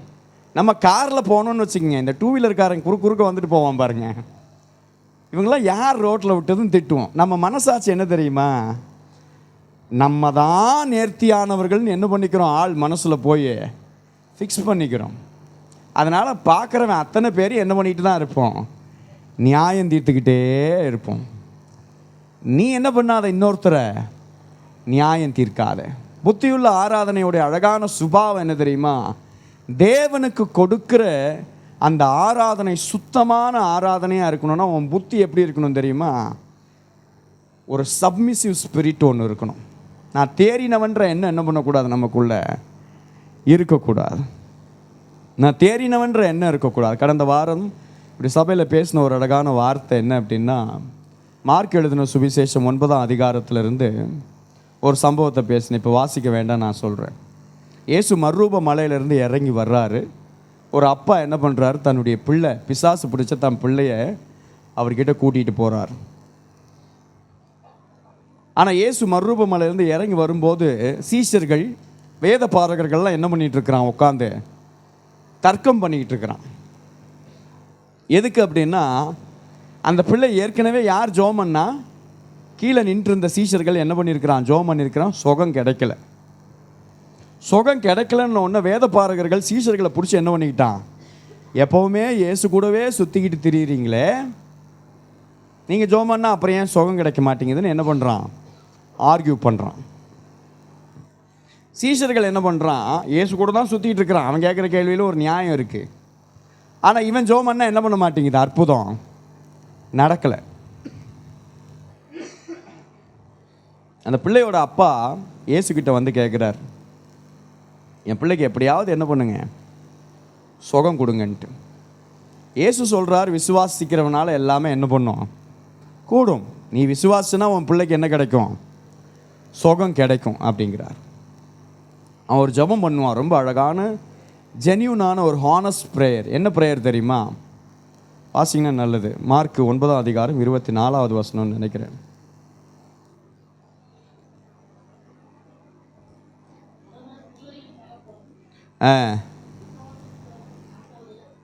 விசுவாசிக்கிறேன் ஆண்டவரே, என் அவிசுவாசம் நீங்கும்படி உதவி செய்யும் என்று கண்ணீரோடு சத்தமிட்டு சொன்னான். நல்லா கவனிங்களேன். விசுவாசிக்கிறேன், ஆனால் என் அவிசுவாசம் நீங்கும்படி செய்யும். நல்லா கவனிங்க. நீ விசுவாசிக்கிறியா விசுவாசிக்கலையா? அவங்க அப்பா என்ன சொல்கிறார் தெரியுமா? பிள்ளையுடைய ஆண்டவர் சொல்கிறார், நீ விசுவாசினா உனக்கு நல்லது நடக்கும்ன்றார். நான் விசுவாசிக்கிறேன், ஆனால் என் அவிசுவாசம் நீங்கும்படி செய்யும். உனக்கு அவிசுவாசம் இருக்குன்னு என்ன பண்ணிக்கிற நீ ஒத்துக்கிற. அப்புறம் எப்படி உன்னால் என்ன பண்ண முடியும்? இவர் விசுவாசிக்கிறாரா இல்லையா? இவர் விசுவாசிக்கிறாரா இல்லையா? அதாவது, ஆண்டவரே உம்மிடத்தில் நான் அன்பு கூறுறேன், சரியா? ஆனால் என் கசப்பெல்லாம் என்னை விட்டு என்ன பண்ணிடுங்க, நீக்கிடுங்க. நல்லா கவனிக்கணும். நீ அன்பு கூறுறதா இருக்கட்டும், விசுவாசிக்கிறதா இருக்கட்டும், எல்லாமே 100% பர்ஃபெக்டாலாம் என்ன பண்ணுறதில்லை. அல்லேலூயா. இந்த தகப்பன் ஜென்யூனாக ஒரு விஷயம் சொல்கிறான், இப்போ நான் விசுவாசி தான் ஆகணும், ஏன்னா எனக்கு வேறு எந்த நம்பிக்கையும் இல்லை. எல்லாத்தையும் ட்ரை பண்ணிட்டேன். சின்ன வயசுலேருந்தே இந்த பிள்ளை இப்படி தான் என்ன பண்ணுது இருக்குது. அதுக்கு பிசாசு பிடிச்சி பிசாசு என்ன பண்ண மாட்டேங்குது, போக மாட்டேங்குது. One of the best honest prayer இந்த பைபிளில் இருக்கிற ஒரு ஜென்யூனான ப்ரேயர் என்ன தெரியுமா? எனக்கு விசுவாசிக்க தெரியலன்னு ஒத்துக்கிறான் பாருங்க, அந்த ஜெபம். ஒரு அல்லேலூயா சொல்லுங்க பார்ப்போம். எனக்கு தெரியலன்னு ஆண்டுடைய சமூகத்தில் நீ ஒத்துக்கிற பாரு, அந்த ஜெபம். சில நேரம் கிறிஸ்தவர்களை ரட்சிக்கப்படுறதுக்கு பயப்படுறதுக்கு காரணம் என்ன தெரியுமா? கிறிஸ்தவர்கள் பண்ணுற செய்கைகள்லாம் என்ன பண்ண மாட்டேங்குது, எல்லாம் புதுசாக இருக்குது, அதெல்லாம் என்ன பண்ண மாட்டேங்குது, எனக்கு தெரிய மாட்டேங்குது அப்படின்ட்டு. ஆனால் ஆண்டவர் நேசிக்கிற ஆட்கள் என்ன தெரியுமா? எனக்கு தெரியலன்னு ஜெனியூனாக ஒத்துக்கிறப்பார் தேவ சமூகத்தில் போய். நீங்கள் எப்பவுமே பாருங்களேன், புதிய ஏற்பாட்டில் ஆண்டவராகிய இயேசு கிறிஸ்துவை இம்ப்ரெஸ் பண்ண ஆட்கள்லாம் யாருன்னு பாருங்களேன். அவரை இம்ப்ரெஸ் பண்ண ஆட்கள்லாம் ரொம்ப பெரிய ஆட்கள்லாம் இல்லை. பரிசேயர்கள் நியாயப்பிரமாணத்தை கரைச்சி குடித்தவன். நியாயப்பிரமாணத்தை கரைச்சி குடித்தவன் எப்போவுமே என்ன பண்ணிட்டு தான் இருப்பான்? பைபிளை வாசிக்கிட்டே தான் இருப்பான். 2 வாட்டியாவது பைபிள் வாசிக்கன்னு உங்கள் பாஸ்ட் மாதிரி என்ன பண்ண வேண்டாம், அவங்கக்கிட்ட நம்ம போராட வேண்டாம். அல்லேலூயா. 2 வாட்டி என்ன பண்ணிடுவீங்க? பைபிளை என்ன பண்ணிடுவீங்க? இந்த வருஷத்துக்குள்ளே நீங்களாம் வாசிடுவீங்க. உடன்படிக்கை என்ன பண்ணியிருக்கிறீங்க? புது வருஷத்துல இடத்துல முதல் தீர்மானம். அல்லேலூயா. அந்த தீர்மானத்தையாவது என்ன பண்ணீங்க இந்த வருஷம் எண்டு வரைக்கும் ஞாபகம் வச்சுக்கோங்க. அல்லேலூயா. கர்த்தருடைய சமூகத்தில் வசனத்தை வாசிக்க அதுவே என்ன பண்ணிடும் தெரியுமா? உங்கள் வாழ்க்கையை மாற்றி அமைக்கும். அதுக்கப்புறம் வாசிக்காமல் உங்களால் என்ன பண்ணவே முடியாது, இருக்கவே முடியாது. அந்த அனுபவத்துக்குள்ளே போகிறதுக்கு தான் என்ன பண்ண வேண்டியதாக இருக்குது? சபை பிடிச்சி சில நேரம் தள்ள வேண்டியதாக இருக்குது. நம்ம ஆட்கள் தூக்கம் வரலன்னா தான் எடுத்து வச்சு என்ன பண்ணுறான்? பைபிளை வாசிக்கிற அனுபவத்துக்குள்ளே போயிட்டு அப்படின்னா இன்னும் நீ ஏதோ ஒன்று என்ன பண்ணல, உறுதியாக பிடிக்கலன்னு அர்த்தம். அதை நீங்கள் பிடிச்சிங்கன்னா அந்த பிடிச்சவங்களுக்கு தான் அதோடைய வேல்யூ என்ன பண்ணும் தெரியும். எங்கள் சபையில் ஒரு விசுவாசி இவ்வளோ பெரிய பைபிளை ஃபுல்லாக கையில் எழுதி கொண்டு வந்து எனக்கு ஒரு பொருத்தனை பாசன் கொண்டு வந்து சபையில் என்ன பண்ணிட்டு போகிறாரு, கொடுத்துட்டு போகிறார். ஆச்சரியமாக இருக்குது.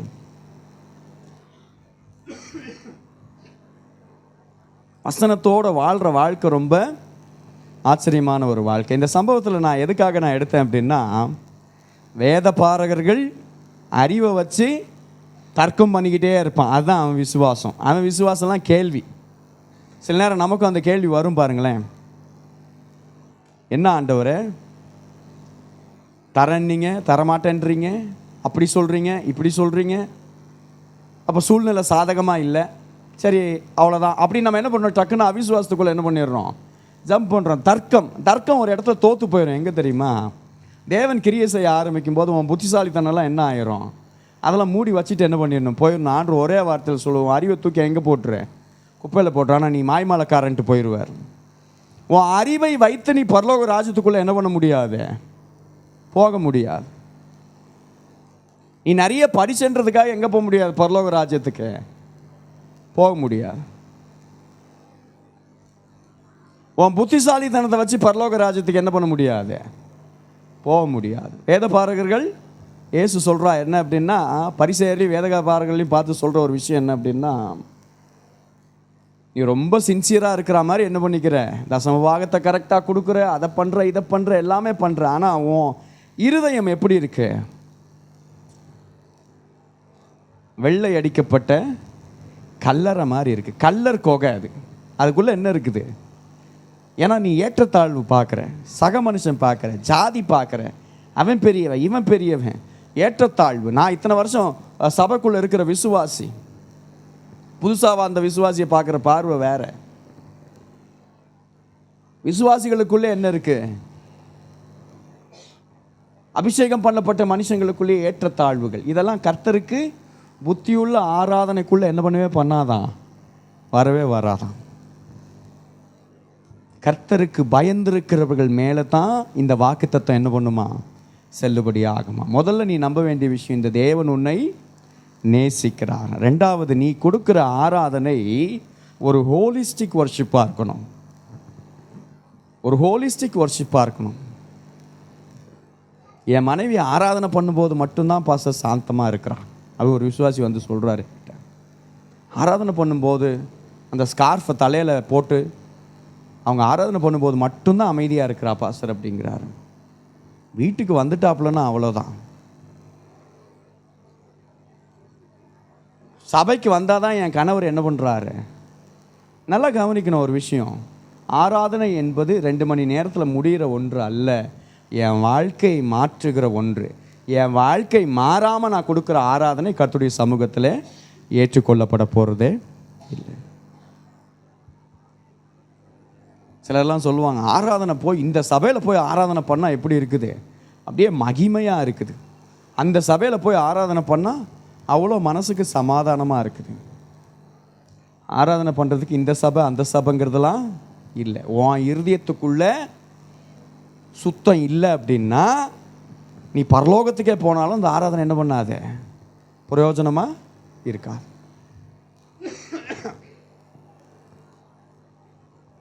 சரியா? நீ வெளியரங்கமான ஒரு அட்மாஸ்பியரை பார்த்து ஆராதனையை தேர்ந்தெடுக்காத. அந்த ஆராதனை கர்த்தருக்கு பிரியமாக இருக்காது. இந்த சபையில் ஏசி போட்டிருக்கிறாங்க, அந்த சபை ரொம்ப பெருசு, அப்படியே சுற்றி ஒரு பெரிய கூட்டம் என்ன பண்ணுது, நம்மளை சுற்றி ஆராதிக்கும் போது அப்படியே பரலோகத்தில் ஆராதிக்கிற மாதிரியே இருக்குது அப்படின்ட்டு. நீ முதல்ல பூமியில் என்ன பண்ண, ஆராதனை பண்ணு, அப்புறம் பரலோகத்துக்கு போகலாம். சரியா? பரலோகத்தில் இப்படி தான் ஆராதனை இருக்கும், நீ போய் பார்த்துட்டு வந்தியா? நம்ம ஆட்களுக்கு என்ன தெரியுமா, எண்ணிக்கை, நம்பர்ஸ் இருக்கட்டும், அது கர்த்தர் ஆசீர்வதிக்கிறாருன்னு ஆசீர்வதிக்கட்டும், வேணாம் நான் சொல்லலை. ஆனால் இடத்தை தேர்ந்தெடுத்து, நபரை தேர்ந்தெடுத்து, இந்த டினாமினேஷனை அதல்ல, கர்த்தர் ஒன்று இந்த சபையில் வச்சிருக்கிறாருன்னா இதை விட்டுட்டு நீ எங்கே போனாலும் இந்த சமாதானம் உனக்கு என்ன பண்ணாத, மேன்மையாய் இருக்காது. when you compare something with others. நல்லா கவனிக்கணும், உன் இருதயத்துக்குள்ள சுத்தம் இல்லாமல் நீ தேவ சமூகத்தில் கொடுக்குற ஆராதனை, பைபிள் ரோமரில் சொல்லும் பாருங்க ரொம்ப அழகா, உன் சரீரத்தை தேவனுக்கு எப்படி ஒப்பு கொடுக்கணுமா. ஆராதனைங்கிறது என்ன கிடையாது, உன் ஆவியை ஒப்பு கொடுக்கறது இல்லை, அப்படியே 3வது வானத்துக்கு எடுத்துக்கொள்ளப்பட்டு கூடு விட்டு கூடு பாயிற வித்தெல்லாம் இல்லை. ஆராதனைன்றது உன் சரீரம் சுத்தமாக இருக்கணும். உன் சரீரம் சுத்தமாக இருக்கணும். சரீரம் சுத்தமாக இருக்கணும் அப்படின்னா வெறும் குளிச்சுட்டு மேக்கப் போடுறது சொல்லலை, அந்த விதத்துலையும் சுத்தமாக இருக்கணும். ஏன்னா தேவ சமூகத்துக்கு போகும்போது எப்படி இருக்கணும், நம்ம சுத்தமாக இருக்கணும்.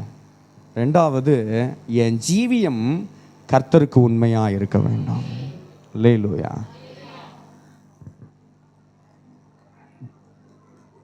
நமக்கு தெரிஞ்ச ஒருத்தர் இருக்கிறாரு, நல்ல படித்த ஒரு நபர், ஒரு விசுவாசி, நல்ல படித்த ஒரு நபர், நல்ல ஒரு கல்லூரியில் ஒரு ப்ரொஃபஸர் அப்படிங்கிற ரேஞ்சுக்கு இருக்கிறவர், ஒரு செக்குலர் இன்ஜினியரிங் காலேஜில் ஒரு பிரின்சிபல் ரேஞ்சில் இருக்கிறவர். ஆனால் சமீபத்தில் அவருடைய வாழ்க்கையில் என்ன இருக்குது அப்படின்னா, அவங்க மனைவி அவரை பற்றி சொல்கிற விஷயத்தை கேட்கும்போது வேதனையாக இருக்குது. என்ன அப்படின்னா, அவரை நம்பவே முடியாது. அந்த அளவுக்கு சபைக்கு முன்னாடி வர்றவர், டைமுக்கு வர்றவர், ஆராதிக்கக்கூடியவர். ஆனால் வாழ்க்கையில் ஒரு தவறான நடக்கை அவருக்கு இருக்குது அப்படின்னு என்ன பண்ணுறாங்க, நிரூபித்து அந்த நபர் அசிங்கப்பட்டு மறுபடியும் அந்த பிரச்சனையை சால்வ் பண்ணி இப்போ மனம் திரும்பி ஆண்டவருடைய சமூகத்துக்குள்ளே என்ன பண்ணுறாரு, வர்றாரு. நல்லா கவனிக்கணும், வாழ்க்கை சுத்தமாக இருக்கணும். வேதம் ஒரு வழி வச்சுருக்கு. இந்த வழிக்குள்ளே, இந்த வரையறைக்குள்ளே வரல அப்படின்னா நீ ஆராதிக்க தகுதி உள்ள ஆளே கிடையாது. ஆராதனைங்கிறது சடங்கு அல்ல, ஆராதனைங்கிறது வாழ்க்கை. ஆராதனைங்கிறது பாடல் அல்ல, ஆராதனைங்கிறது உன் இருதயத்துக்குள்ளேருந்து வர்ற வார்த்தைகள். அல்லேலூயா. பாட்டு எழுதினவங்க ஏதோ ஒரு அர்த்தத்தில் ஏதோ ஒரு இடத்துல உட்காந்து என்ன பண்ணிட்டு போயிடுறாங்க, அதை எழுதிட்டு போயிடுறாங்க. ஆண்டவர் எனக்கு கொடுத்த பாடல்ன்ட்டு அவங்களுக்கு கொடுத்ததாக இருக்கட்டும். ஆனால் நீங்களும் நானும் பாடும்போது அது நம்முடைய வாழ்க்கையின் அறிக்கையாக என்ன பண்ணுது, மாறி ஏன் இருதயத்துக்குள்ளேருந்து வருது அந்த பாட்டு அப்படின்னா அது என்னுடைய துதிகளாய் மாறுகிறது, அது என்னுடைய வாழ்க்கையாக மாறுது. அல்லேலூயா. சில நேரம் சில பாட்டெலாம் நமக்கு நேரடியாக என்ன பண்ணுது, பொருந்தாது. நம்ம சொல்கிறதெல்லாம் என்னவாக தான் இருக்கும், பாட்டிலேயே பொய்யாக தான் என்ன பண்ணும் இருக்கும். அது அறிக்கையாகிடுச்சு அப்படின்னா அதுவும் பொய்யாவே என்ன ஆகிரும், அது இருதயத்துக்குள்ளேருந்து வருதா அப்படிங்கிறது ரொம்ப முக்கியமான. உன் ஆராதனை கர்த்தருடைய சமூகத்தில் சுத்தமாக இருக்கணும் அப்படின்னா உன் வாழ்க்கை கர்த்தருடைய பார்வையில் சுத்தமாக இருக்கணும். கர்த்தருக்கு பயப்படுகிற பயம் உனக்கு இருந்தால் இந்த நீதியின் சூரியனும் இதன் ஆரோக்கியமான செட்டைகளும் உன் வாழ்க்கையில் நிச்சயமாக ஆண்டவர் என்ன பண்ணுவார், கொடுப்பார். இது ரொம்ப பெரிய விஷயம்லாம் இல்லை. நீ ஆண்டவர் நேசிக்கிறார் அப்படிங்கிறத நம்பு, நீ ஆண்டவரை நேசி, அவ்வளோதான். இந்த ரெண்டு விஷயம்தான். அடிப்படை என்ன தெரியுமா, அன்பு தான். அடிப்படை என்ன, அன்பு தான்.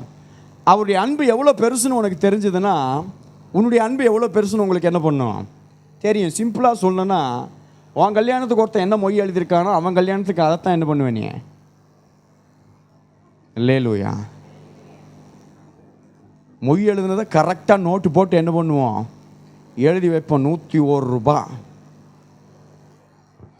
ஏன்னா அவன் கல்யாணத்துக்கு அதை திருப்பி என்ன பண்ணணும். அதுவும் கணக்கு பண்ணுவான். நம்ம வீட்டில் ஒரே ஒரு பிள்ளை தான், அவனுக்கு 3 பிள்ளைங்க இருக்குது. 35 ரூபா பிரித்து எழுதுறானா என்னன்னு தெரில. ஆனால் அதெல்லாம் என்ன பண்ணணும், நம்ம கணக்கு வைக்கணும். 3 பொண்ணுக்கும் நம்ம என்ன பண்ணுறோம், மொய் எழுதுகிறோம் அப்படின்னா அட்லீஸ்ட் போய் சாப்பாடையாவது சாப்பிட்டு வரணும். நம்ம உறவுக்காரனையும் சேர்த்து கூட்டிகிட்டு போய் என்ன பண்ணிடுவோம் அதுலையாவது. அதாவது நான் என்ன சொல்கிறேன் தெரியுமா, அன்பு நீ எதை கொடுக்குறியோ அதை என்ன பண்ணணும்னு எதிர்பார்க்குற, வாங்கணும்னு எதிர்பார்க்குற. தேவ சமூகத்தில் எல்லா நன்மைகளையும் நம்ம என்ன பண்ணிக்கிறோம், பெற்றுக்கொள்ளுகிறோம். ஆனால் எதை அவருக்கு நான் திரும்ப செலுத்துகிறேன், அந்த கிருபைக்கு ஈடாக எதையுமே அவர் என்கிட்ட கேட்கல. அவர் எதிர்பார்க்கறது என்ன தெரியுமா, சுத்தமான ஆராதனை. எனக்கு முன்னாடி வந்து நிற்கும்போது நீ சுத்தமாக நில்லு, அதான் நீ என்னை மதிக்கிற மரியாதை. காலையில் லுங்கி கட்டிட்டு நீங்கள் சர்ச்சுக்குள்ளே போயிட்டு, இல்லை பல்லு தேய்க்காமல் சர்ச்சுக்குள்ளே போயிட்டு என்ன பண்ண மாட்டோம், நம்ம உட்கார மாட்டோம். ஏன், இது கர்த்தருடைய சமூகம். இல்லை எங்கேயாவது ஒரு இடத்துல ஸ்கூலுக்கு போகும்போது அதுக்குன்னு ஒரு யூனிஃபார்ம் கொடுத்துருக்குறாங்க. ஹெச்எம்க்கு முன்னாடி போய் நிற்கும்போது நீ சாதாரணமாக என்ன பண்ண மாட்டேன், நிற்க மாட்டேன். ஏன்னா ஒரு மரியாதை, கனமான இருக்கிறதுலே நல்ல ட்ரெஸ்ஸாக போட்டுட்டு என்ன பண்ணணும். இல்லை ஒரு திருமண வீட்டுக்கு போகும்போது ஏன் தெரியுமா, அதெல்லாம் நீ பெருசுன்னு பார்க்குற, அதெல்லாம் முக்கியம்னு பார்க்குற. உன் ஆண்டவர் அப்படி பாருங்கிறார். உன் ஆண்டவரை மேன்மையாக பாரு. உன் வாழ்க்கை சுத்தமாக இருக்கட்டும், உன் இருதயம் சுத்தமாக இருக்கட்டும், உன் கிரியைகள் சுத்தமாக இருக்கட்டும். தப்பான எண்ணங்கள் இருக்கக்கூடாது, தப்பான பார்வைகள் இருக்கக்கூடாது, தப்பான நபர்கள் மேலே ஆசைகள் இருக்கக்கூடாது, எதிர்பாலினத்து மேலே என்ன பண்ணக்கூடாது, ஈர்ப்பு இருக்கக்கூடாது, வரையறையை மீறி போகக்கூடாது. உலகம் இப்படி தான் என்ன பண்ண போகுது, பின்மாற்றத்தில் போகிற சுபாவங்கள் இதுதான். ஒரு பாவம் வாழ்க்கையில் வேறுன்றுச்சுன்னு வச்சுக்கோங்க, அதை நீ அவ்வளோ சீக்கிரம் அழிக்கவே முடியாது. நீ அது போகணும்னு நினைக்கும் போது அது என்ன பண்ணாது, போகாது. பல பேருக்கு நான் ஆலோசனை கொடுத்துருக்குறேன். வைராக்கியமான விசுவாசி என் சபையில், அது புருஷனும் ரட்சிக்கப்பட்டு ஞானஸ்தானம் எடுத்தவன் இந்த லட்சணத்தில். அவன் என்ன பண்ணிட்டான், இன்னொரு உறவை என்ன பண்ணிக்கிட்டான், ஏற்படுத்தி. அந்த நபர் என்கிட்ட வந்து பேசினார் சமீபத்தில், பாஸ்டர் பெரிய தப்பு பண்ணிட்டேன் பாஸ்டர், அழுகிறான், பெரிய தப்பு பண்ணிட்டேன் பாஸ்டர், இந்த பாவம் என் வாழ்க்கையை விட்டு போகணும்னு நினைக்கிறேன், ஆனால் நான் என்ன பண்ணிட்டேன், வரம்பு மீறி என் மனைவியை தாண்டி இன்னொரு ஸ்திரீயோடு என்ன பண்ணிக்கிட்டேன், அதுக்கு ஒரு பிள்ளை என்ன பண்ணிருச்சு, பறந்துருச்சு. இப்போ நான் என்ன தான் பண்ணணும், இப்போ நான் வெளியே வரணும்னு நினைக்கிறேன். நல்லா கவனிச்சிங்க, பாவம் ஓரளவுக்கு தான் என்ன பண்ணும், பாவத்துக்குள்ளே நீ போகிறதுக்கு முன்னாடியே சுதாரிச்சா தான் என்ன பண்ண முடியும், அதுலேருந்து வெளியே வர முடியும். ஒன்ஸ் உள்ளே போய் லாக் ஆயிடுச்சுன்னா நீயே வெளியே வரணும்னு நினச்சாலும் என்ன பண்ண முடியாது, வெளியே வர முடியாது. அது ஒன்று என்ன பண்ணாது, அனுமதிக்காது. பழைய பாவம் எட்டி பார்க்கும், திடீர்னு எட்டி பார்த்து என்ன பண்ணும், நீ அப்படி பண்ணவன் தானே, இப்படி பண்ணவன் தானே அப்படின்னு மறுபடியும் வந்து நம்ம வாழ்க்கையை சோதனைக்கு உட்படுத்தும்.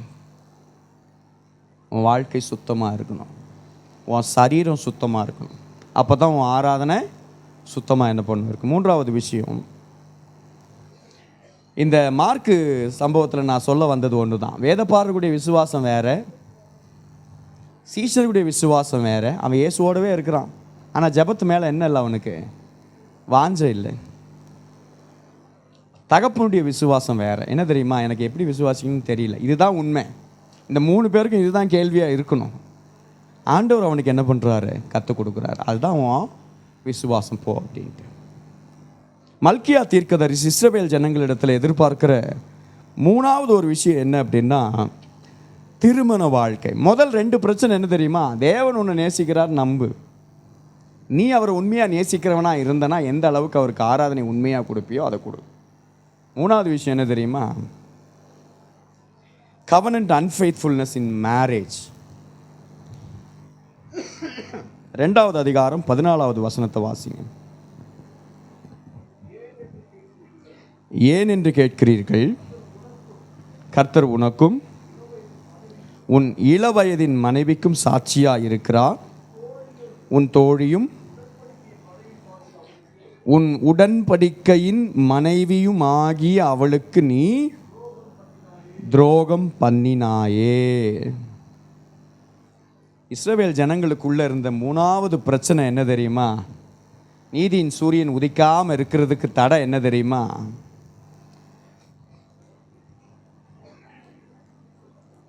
துரோகம், கணவன் மனைவி உறவு. பைபிள் அதை ரொம்ப முக்கியத்துவப்படுத்துது. தோழி, பைபிள் ரொம்ப அழகான ஒரு வார்த்தையை சொல்லுது. கணவன் மனைவிக்கு இருக்கிற உறவு எப்படி இருக்கணுமா, தோழி. ஹஸ்பண்ட் ஒய்ஃப் எப்படி இருக்கணும், ரொம்ப ஃப்ரெண்ட்லியாக இருக்கணும், தோழி. மனைவி கணவனுக்கு கொடுக்குற கணம் நேர்த்தியாக இருக்க வேண்டும். அப்போ தான் மனைவியை கணவன் எப்படி பார்க்க முடியும், தோழியாக பார்க்க முடியும். நம்ம எல்லாம் திட்டிட்டு அவர் திருப்ப திட்ட ஆரம்பிக்கும் போது பைபிள் சொல்லுதா இல்லையான்னு ரெஃபரன்ஸ் எடுத்து என்ன பண்ணக்கூடாது, புத்திசாலித்தனமாக காட்டக்கூடாது. சரியா? சபையில் உட்காந்து இந்த சத்தியெல்லாம் கேட்கும்போது நல்லா தான் பாஸ்டர் இருக்குது, வீட்டுக்கு போய் உடனே அதை செயல்படுத்தணும்னு தோணுது பாஸ்டர். வீட்டுக்கு போன உடனே சூழ்நிலை என்ன பண்ணிடுது, மாறிடுது. வீட்டாவா வச்சுருக்கிறீங்க, கழட்டின இடம், அதை அங்கே போடுறீங்க, இங்கே போடுறீங்க, இதை பண்ணுறீங்க, அதை பண்ணுறீங்க. நம்ம ஆளுக்கு சத்தியம் என்ன பண்ணிடுது, மறந்து போயிடுது. 2 வாட்டி இல்லை 2000 வாட்டி நீ பைபிள் வாசித்தாலும் என்ன பண்ண முடியாது, அதை அந்த சூழ்நிலை மாற மாட்டேங்குது. நல்லா கவனிக்கணும், பைபிள் ஒரு அழகான அன்பை முக்கியத்துவப்படுத்துது. உங்கள் பாஸ்டர் அழகாக ஒரு விஷயம் பண்ணார், இதை மையமாக வச்சு தான் பண்ணியிருப்பார் நான் நம்புகிறேன். இந்த மல்கியா தீர்க்க தரிசன புத்தகத்தின் முக்கியமான ஒரு விஷயம் என்ன தெரியுமா, உன் உறவு சரியாக இருக்கணும். யார் கூட, உன் லைஃப் பார்ட்னர் கூட உன் உறவு சரியாக இருக்கணும். திருமணமானவர்கள், திருமணம் செய்ய போகிறவர்கள் கவனிக்கிற ஒரு விஷயம் என்ன அப்படின்னா, கணவன் மனைவி, மனைவி கணவன் 2 பேருக்கும் கொடுக்குற கணம் சரியாக இருக்கணும். பாஸ்டர் ஜோம் பண்ணும்போது ஒரு வார்த்தை சொன்னார், என் கணவனை குறித்து நான் எப்படி பேசுகிறேன், என் நெருங்கிய தோழி. நல்லா கவனிங்க, உங்கள் விஷயத்தை மனம் விட்டு பேசக்கூடிய ஒரு நெருங்கிய தோழி, உங்கள் ஸ்கூல் ஃப்ரெண்டாக இருக்கட்டும், இல்லை உங்கள் பக்கத்து வீட்டு ஆளாக இருக்கட்டும், இல்லை ரொம்ப உறவுக்காரங்களாக இருக்கலாம், யாராவது ஒருத்தர், என் நெருங்கிய தோழன், அவன் பாலிய சிநேகிதர், இவர்களிடத்தில் உங்கள் கணவனை குறித்து, உங்கள் மனைவியை குறித்து நீங்கள் எந்த அளவிற்கு வார்த்தைகளை பேசி இருக்கிறீர்கள். அவர் ஒய்ஃபா, அது ஒரு சண்டைக்காரி அப்படின்னு ஒரே வார்த்தையில் அவங்க டிஸ்கிரைப் பண்ணுற அளவுக்கு அந்த ஸ்பேஸை யார் கொடுத்துருக்குறான்? நல்லா கவனிக்கணும். கணவன் மனைவி உறவு விட்டு கொடுக்க கூடாத ஒரு உறவு. யார்கிட்ட விட்டு கொடுத்துடக்கூடாது, யார்கிட்டையும் என்ன பண்ணக்கூடாது. குறைகள்லாம் இல்லாமலாம் இருக்காது. உங்கள் வீட்டில் இருக்கிற அதே குறைகள் தான் எல்லார் வீட்லேயுமே இருக்குது. அது இல்லைன்னா என்ன பண்ணாதீங்க, நினச்சிடாதீங்க. பிரச்சனைக்கு தீர்வுலாம் என்ன பண்ண முடியாது, காமிக்க முடியாது. எல்லா பிரச்சனைக்கும் பக்கத்து வீட்டுக்காரன் தீர்வு சொல்லிட மாட்டான். எல்லா பிரச்சனைக்கும் மூப்பர் உங்களுக்கு தீர்வு சொல்லிட முடியாது. எல்லா பிரச்சனைக்கும் நாங்களும் உங்களுக்கு தீர்வு சொல்லிட முடியாது. உடனே தீர்வுலாம் என்ன பண்ணாது லைஃப்பில். அது ஒரு டைம் என்ன பண்ணோம், போகும். ஒருத்தர் நல்லா நைட்டு படுக்கும்போது லுங்கி கட்டி படுத்துட்டு என்ன பண்ணுறாரு, காலையில் எந்திரிச்சு பார்த்தா கால் எப்படி இருக்குது, நீல கலரில் இருக்குது. பக்கத்து வீட்டுக்காரங்கிட்ட போய் கேட்டிருக்கிறார், கால் என்னவா இருக்குது, நீல நிறத்தில் இருக்குது. அப்படின்னா என்ன ஆயிருக்கு, ஃபுல்லாக பாய்சன் என்ன பண்ணியிருக்கு, ஏறி இருக்குது. ஏதோ ஒரு ஆகாரத்தை நீங்கள் சாப்பிட்ருக்கிறீங்க அப்படின்னு சொல்லிட்டு என்ன பண்ணானா, இது ஒரு கற்பனை கதை, சரியா? நீங்கள் உடனே நினச்சிடாதீங்க. அதனால் அந்த காலை என்ன பண்ணிடுறாங்களா, கட் பண்ணி எடுத்துட்டாங்க. அந்த விஷம் ஃபுல்லாக பாயாமல் இருக்கிறதுக்கு என்ன பண்ணேன், முதல்ல அதை கட் பண்ணிடுனா அந்த காலை கட் பண்ணிட்டான். அடுத்த நாள் படுத்து தூங்கி எந்திரிச்சு பார்த்தா இந்த காலம் என்னவாயிருச்சு, நீளமாக இருக்குது. அப்போ 2 கால் போனால் பரவாயில்ல, உயிரோட வாசி இருப்பேன், அந்த காலை என்ன பண்ணிடு, கட் பண்ணிடுன்னு ஆலோசனை கொடுத்தான்னு அது என்ன பண்ணிட்டான், கட் பண்ணி எடுத்துட்டான். 3ஆவது நாள் போய் பார்க்குறான், உடம்பெல்லாம் என்னவா இருக்கு, இடுப்பு என்னவா இருக்கு, நீல நிறத்தில் இருக்குது. அப்போ தான் சொன்னான்னா, என்னது நீ கட்டின லுங்கி சாயம் போகுது, அதனால் என்ன பண்ணாத, நான் தான் ஏதோ தப்பாக நினச்சிட்டேன், அது லுங்கி சாயம் அப்படின்னானா. எதுக்காக இதை சொல்கிறேன்னா, இந்த இந்த நபர்கள் உங்களுக்கு ஆலோசனை கொடுப்பான் ஒருத்தன், நீங்கள் நினைக்கிறீங்க பாருங்கள், அவன் ஆலோசனைலாம் இவ்வளோ தான் இருக்கும், சரியா? அவன் ஆலோசனை கேட்டு காலை கட் பண்ணிட்டு என்ன பண்ணக்கூடாது, லுங்கி சாயம் போகிற விஷயம் காலை கட் பண்ணுற அளவுக்கு போக தேவையில்லை, சரியா? எதுக்காக இதை நான் சொல்கிறேன்னா, மனுஷனுடைய வார்த்தைகளுக்கு நம்ம அவ்வளவு முக்கியத்துவம் கொடுக்குறோம் இன்றைக்கி வாழ்க்கையில்.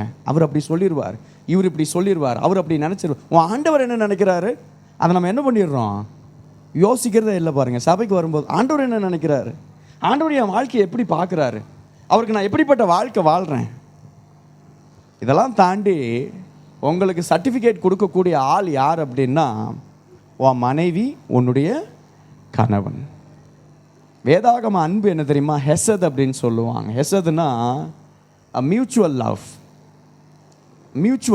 மியூச்சுவல் லவ்னா என்ன தெரியுமா, நீ எனக்கு மரியாதை கொடுத்தா நானும் உனக்கு என்ன பண்ணுவேன், மரியாதை கொடுப்பேன். நீ எனக்கு அன்பு காட்டினா நானும் உனக்கு என்ன பண்ணுவேன், நீ என்னை கலட்டி அடிச்சேன்னா நான் என்ன பண்ணுவேன் நாளைக்கு, சொல்லுங்க சிஸ்டர். ஏதோ பிளான் பண்ணிட்டீங்கன்னு நினைக்கிறேன்.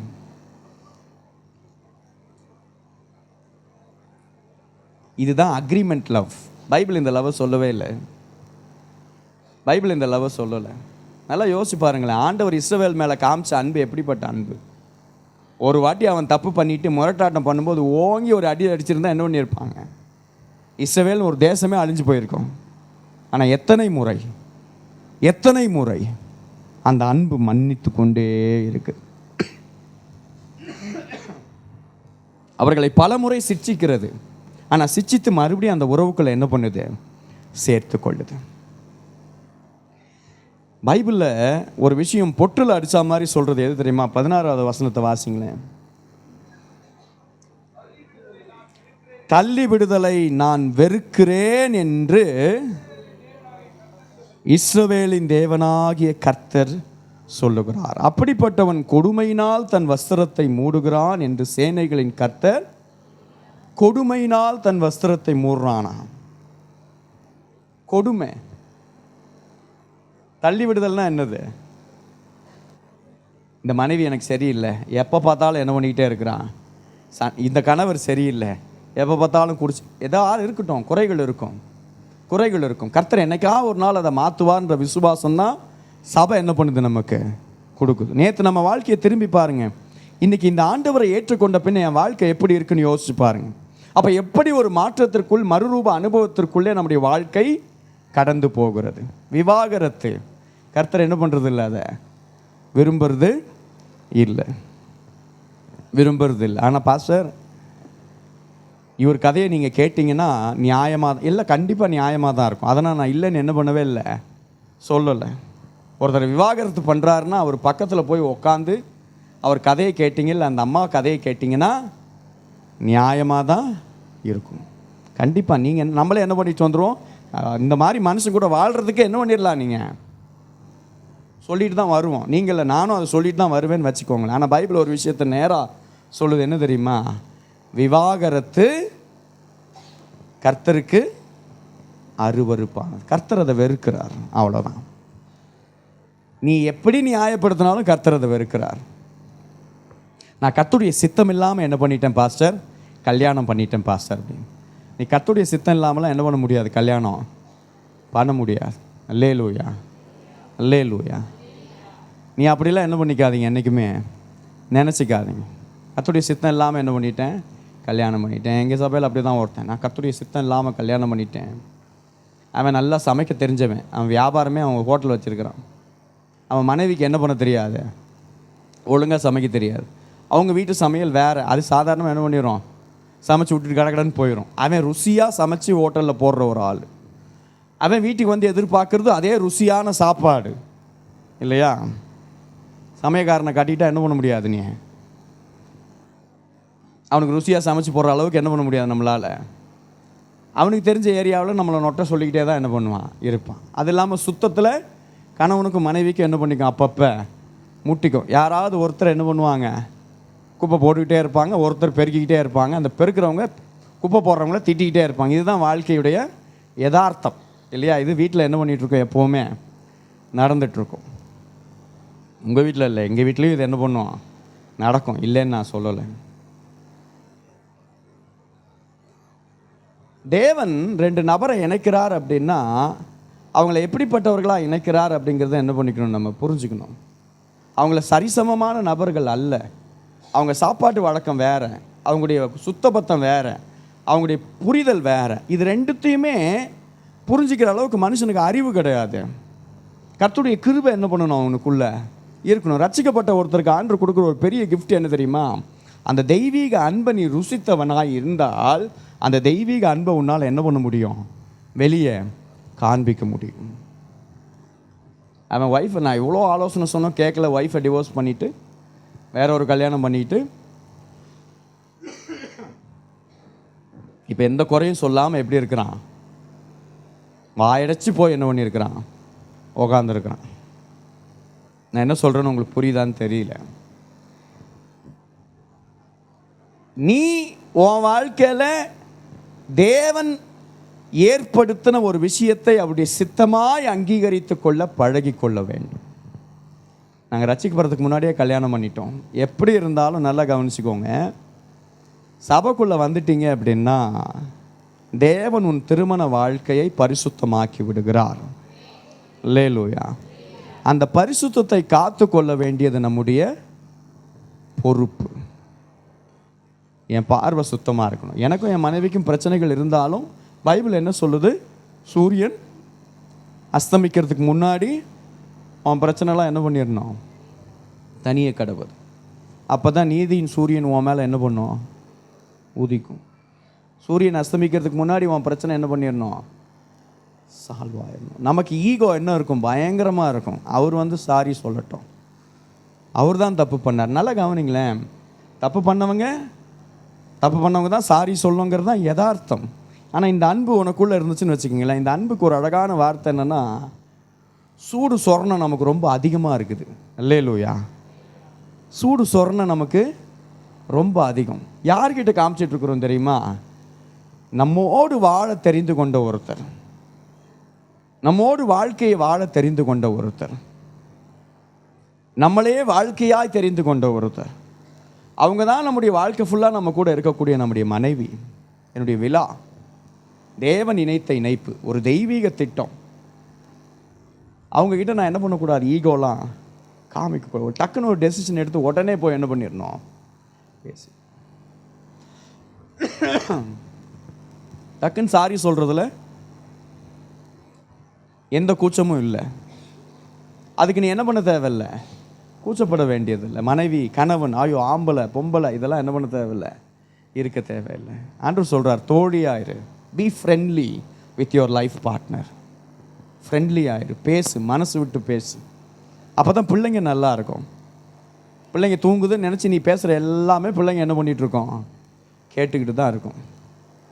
நம்ம வீட்டில் 7 ரூம்லாம் கிடையாது, எல்லாம் ஒரே ரூமில் தான் என்ன பண்ணுவோம், படுத்து தூங்குவோம். பிள்ளை தூங்கிருச்சின்னு கண்ணை மூடிச்சின்னு மட்டும் என்ன பண்ணிடாதீங்க, நம்பிடாதீங்க. அதோட சப்கான்ஷியஸ் மைண்டில் எல்லாமே ரெக்கார்ட் ஆகிட்டே இருக்கும். நீங்கள் யாராய் உங்கள் வாழ்க்கையை உங்கள் பிள்ளைகளுக்கு முன்பாக சமர்ப்பிக்கிறீர்களோ அந்த பிள்ளை நாளைக்கு அதுவாக தான் வந்து நிற்கும்.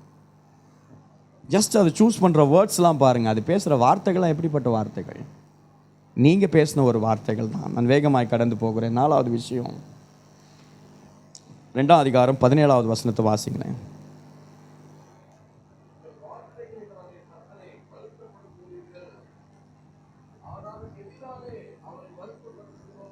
உங்கள் வார்த்தைகளினாலே கர்த்தரை வருத்தப்படுத்துகிறீர்கள்.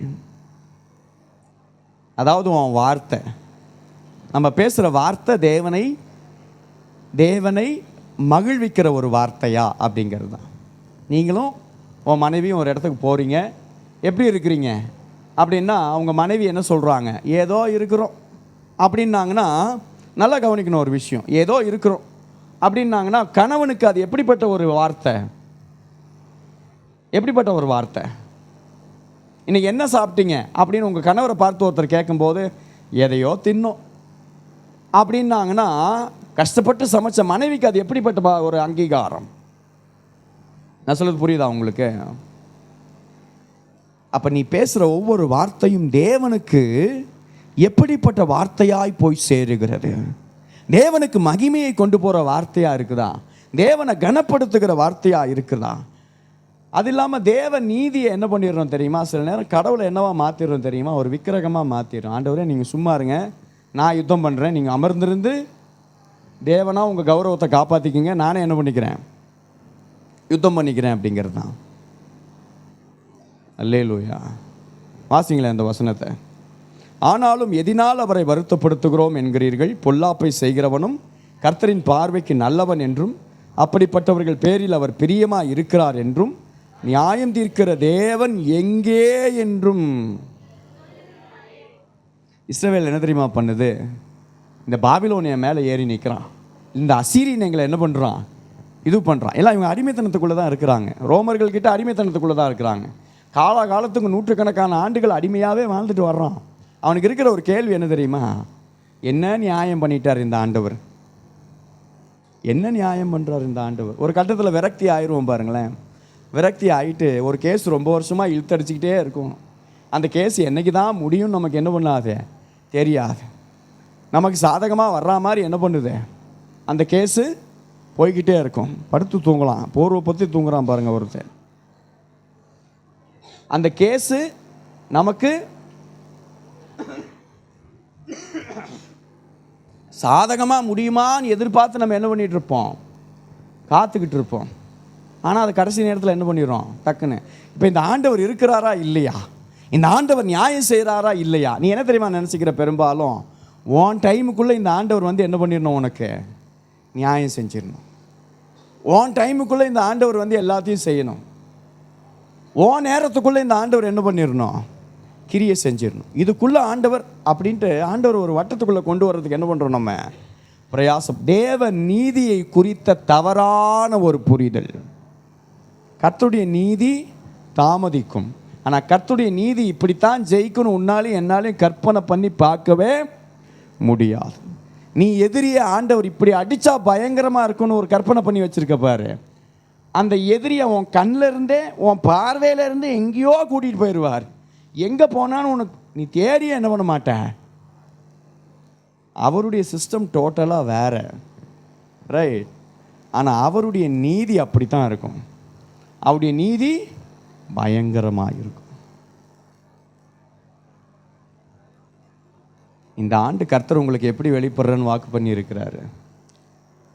நீதியின் தேவன், நீதியின் தேவன் அப்படின்னா உன் தரப்பில் நின்று இந்த ஆண்டவர் உங்களுக்காக என்ன பண்ண போகிறாரு?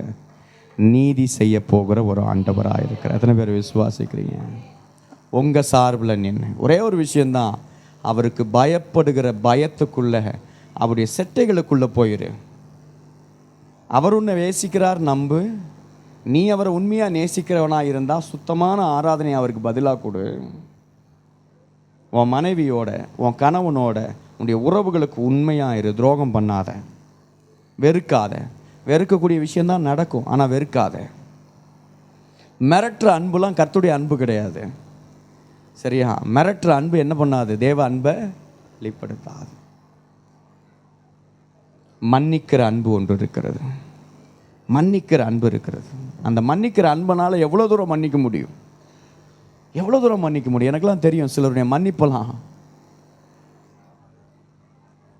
துரோகம் பண்ண ஒரு நபரை மன்னிச்சு ஏற்றுக்கிட்டு கர்த்தருடைய சமூகத்தில் இன்றைக்கி அவங்க வைராக்கியமாக நிற்கிறாங்க. மனைவிக்கு துரோகம் பண்ண ஒரு கணவனுக்கு துரோகம் பண்ண மனைவி அவங்க. ஆனால் கணவன் மன்னிச்சு, ஆண்டுடைய அன்பு உங்களுக்குள்ளே இருந்துச்சுன்னா மட்டும்தான் அதை செய்ய முடியும். மாம்ச அன்பு இருந்தால் எதை மன்னிக்கலாம்? எவ்வளவு தரம் மன்னிக்கலாம்? எதை வேணால் மன்னிக்கலாம். எதை மன்னிக்கும் தெரியுமா? அதுதான் தெய்வீக அன்பு. மாம்ச அன்பு என்ன பண்ணு தெரியுமா? நீ அன்னைக்கு அதை பண்ணியே, இன்னைக்கு இதை பண்ணியே என்ன பண்ணிகிட்டே இருக்கும், உனக்கு ஞாபகப்படுத்திக்கிட்டே இருக்கும்.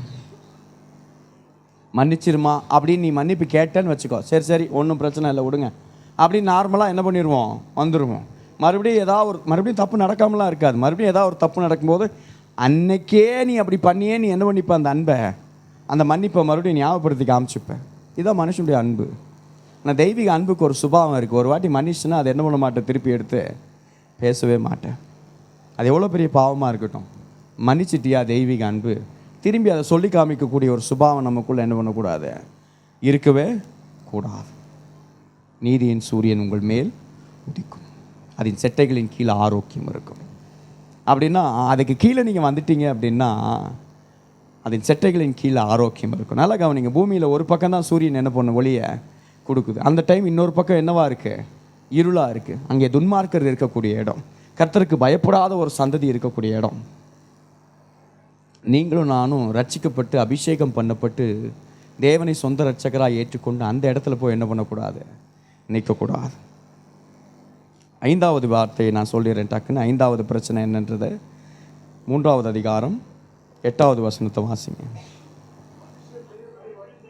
மனுஷன் தேவனை வஞ்சிக்கலாமா? நீங்களோ என்னை, ஆண்டவர் பார்த்து கேட்குறார், நீங்கள் என்ன பண்ணுறீங்க, வஞ்சிக்கிறீர்கள். எதிலே உம்மை வஞ்சித்தோம் என்கிறீர்கள்? தசம பாகத்திலும் காணிக்கைகளிலும். தசம பாகம், காணிக்கை. அல்லேலூயா. சத்தமாக ஒரு அல்லேலூயா சொல்லுங்க பாப்போம். இந்த பாயிண்ட்டை ரொம்ப நல்லா பேசுவார் போல இருக்குன்னு என்ன பண்ணிடாதீங்க, நினச்சிடாதீங்க. மல்கியா தீர்க்கதரிசி இஸ்ரவேல் ஜனங்களை பார்த்து சொல்கிற விஷயம், நீ கர்த்தருக்கு பயப்படுகிற ஒரு ஆளாக இருந்தால் என்ன பண்ண மாட்டேன், கர்த்தரை ஏமாற்ற மாட்டேன். கரெக்டாக? கர்த்தரை வஞ்சிக்க மாட்டேன். கர்த்தருக்கு பயப்படுகிற நீ தசம பாகமும் காணிக்கையும் கொடுக்கணும்னா அதுக்கு பைபிள் பயன்படுத்துகிற வார்த்தை என்ன தெரியுமா? வஞ்சிக்கிறன்னா என்ன தெரியுமா? ஏமாத்துற ஆண்டவர். நீ ஆண்டவரை ஏமாத்துற.